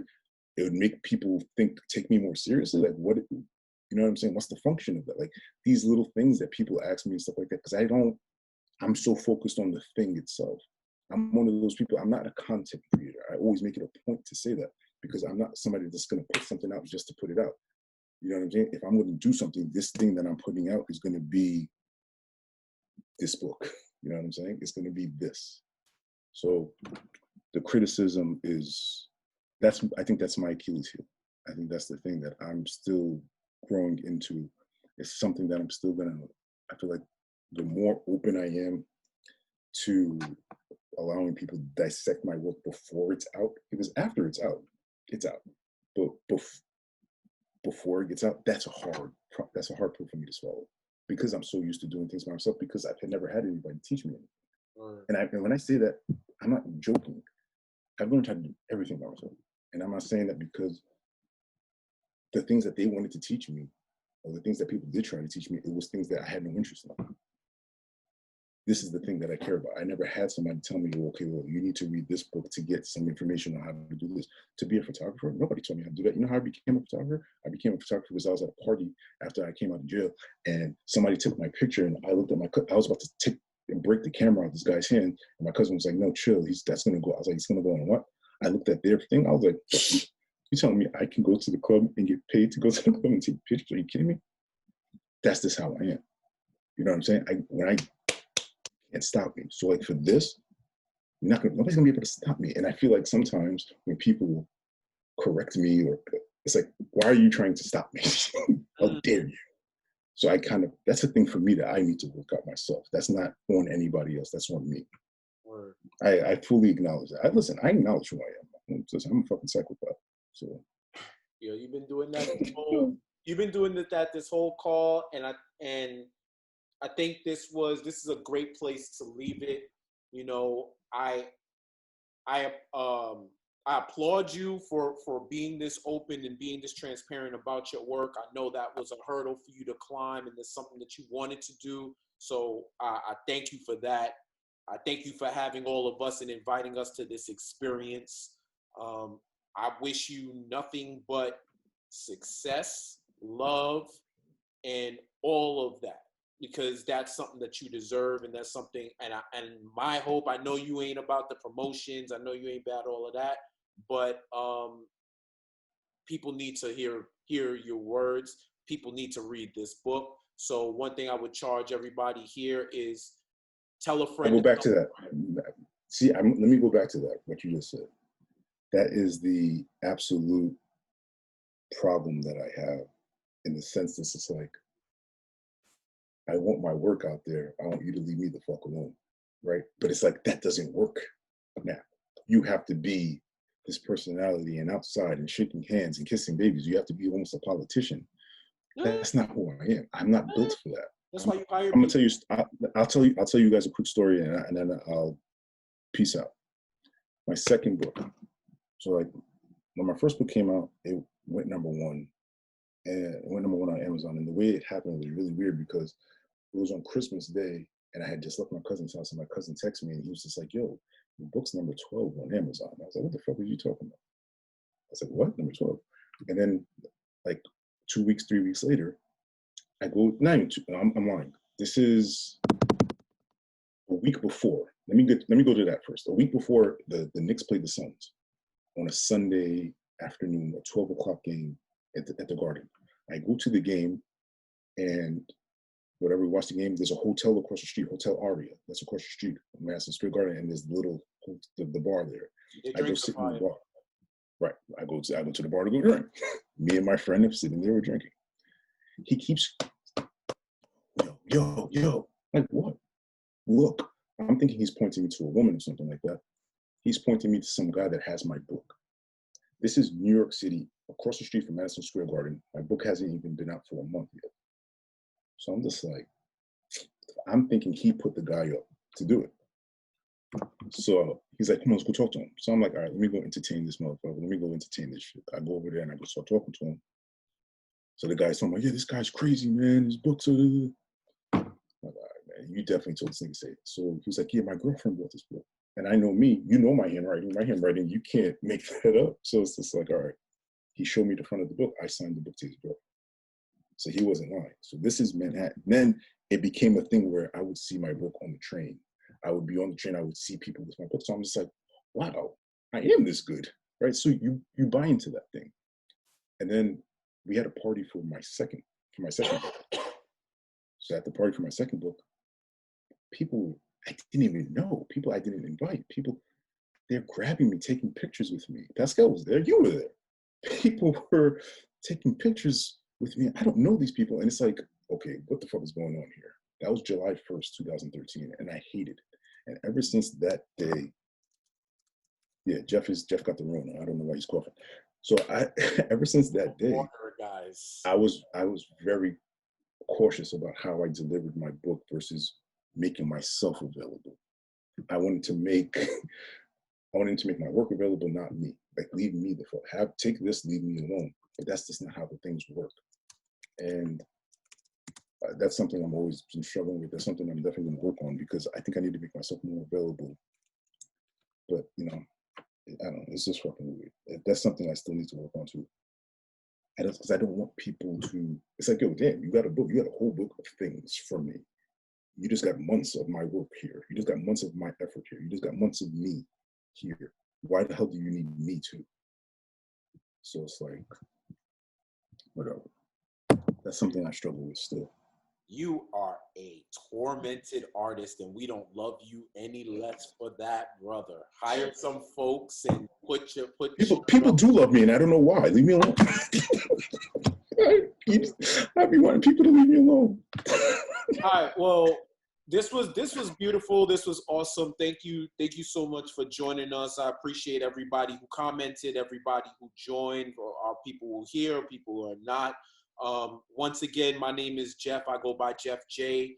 I also have a show called Pass the Message.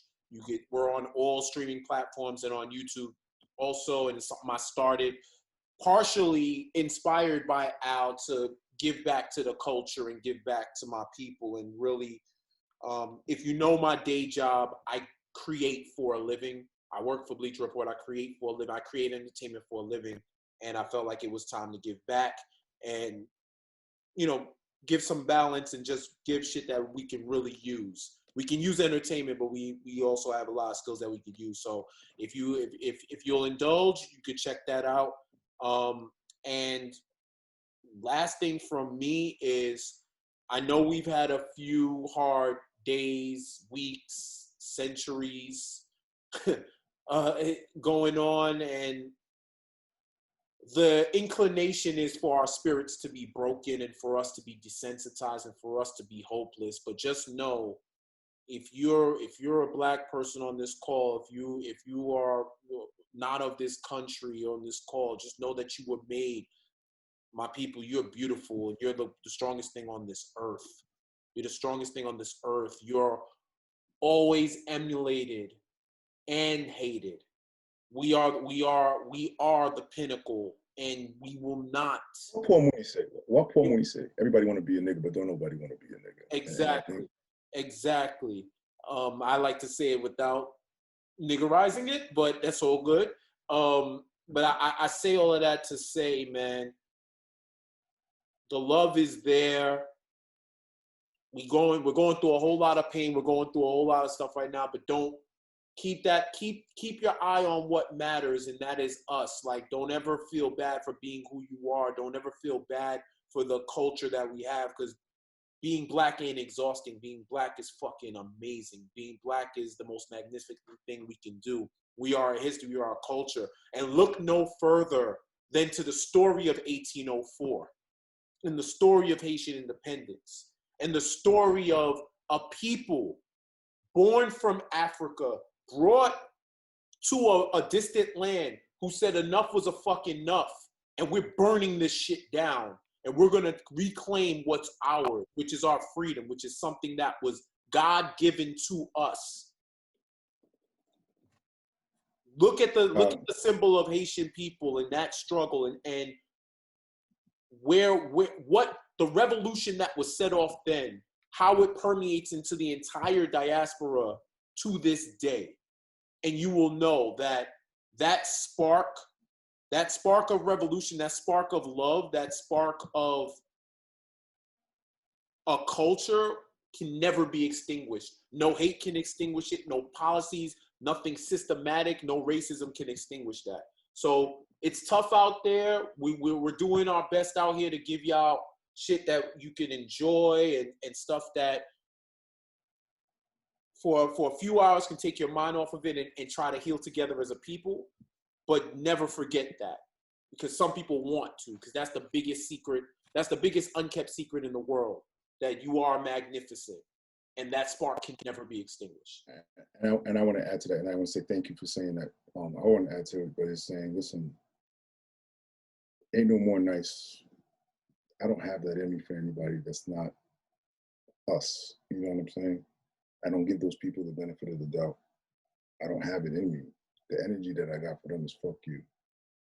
And I look at them and they get mad at us for how we retaliate, but it's like we're holding up a mirror to the world right now, and we're showing you what you've given us forever. So it's like, it's always really weird when it's like, all right, well, you smack me in the back of my ear. Don't get mad when I punch you. You know what I mean? Because there's only so much of that I can take, and you've been doing it for centuries and centuries. So it's like, I want y'all to be safe, number one. Number two, I want y'all to show each other more respect. And I'm not one of those people that, I'm not talking about back on back crime, and I'm not talking about none of this shit. I'm talking about on a day-to-day basis, the day that we speak to each other, the way that, even on, let's just use Twitter. Look how we talk, look what people be talking about. Look at how people talk to each other. Look how nasty everybody is to each other off of nothing. It could be Future and Russell Wilson, like stupid little shit. And look how nasty everybody gets for entire days at a time. Kids are looking at that. So when you sit there and be like, oh, the younger generation and these kids, and who did they learn it from? They must have not learned it from you because you were too busy arguing with people to teach them anything. And I feel like that's our responsibility, is to teach these kids how to talk to each other. Look at them. They go on camera and want to shoot each other. They go on camera, they want to do stupid stuff. Again, it's not about black on black crime. It's about us teaching each other and loving each other properly. I'm not sitting here saying we don't get into disagreements and they ain't gonna, of course, there's always gonna be some shit. There's always gonna be some, it's by proxy. That's just what's gonna happen, or proximity, excuse me. But it's like, to continuously like go out of our way to disrespect each other, go out of our way. Look what the world has for us. The world don't recognize us. The world don't love us at all. So how the fuck am I gonna talk crazy to you knowing that you're gonna go outside and get none? It's the same bullshit from your own person. Like I can't do that to people. You know what I mean? So I'm always gonna show y'all love, and I just want y'all to love me today, like I'm loving you today, instead of when you died. I don't want you to have to pass away for me to care about you. And that's one of my biggest fears when we're talking honestly here, right? One of my biggest fears has always been all of this that I'm doing, is it gonna only matter when I'm dead? Because then when I'm dead, it's like, oh yeah, you remember when he did? Oh yeah, why not show me love now? That's why I don't care who it is. If I see you doing half of I always say this, if I see you doing half of a good thing to further your situation, further yourself, I'm always gonna show you love. I don't care what it is, because I see that you're doing something. You know what I'm saying? So it's like, show more love and teach people. I teach people how to talk to me. If you notice, nobody comes to me with nothing. And it's not because I'm some tough, indestructible person. No, it's just that that's how I carry you. You know, I don't bother you. Leave me alone. Don't come over here with no nonsense. And if you come over here with any of that shit, I'm shutting you down, because that's not how I talk to people. I'm not gonna let people talk to me like that. Show more love, man, to the people that look like you. We need to do that. No doubt. And that's a beautiful way to end it. I know everybody, whether you subscribe to the laws of time anymore or not, I know this has been a great discussion. This has been a dope discussion. What time is it? It don't matter, bro, but you know, it's time to time to go. I love y'all. I appreciate y'all. I honor y'all for joining, and hopefully we get to do this again soon. So until next time, peace out, y'all. Be safe, be strong, and heal. All right, Al. Appreciate y'all. Thank you. All right. Thank you.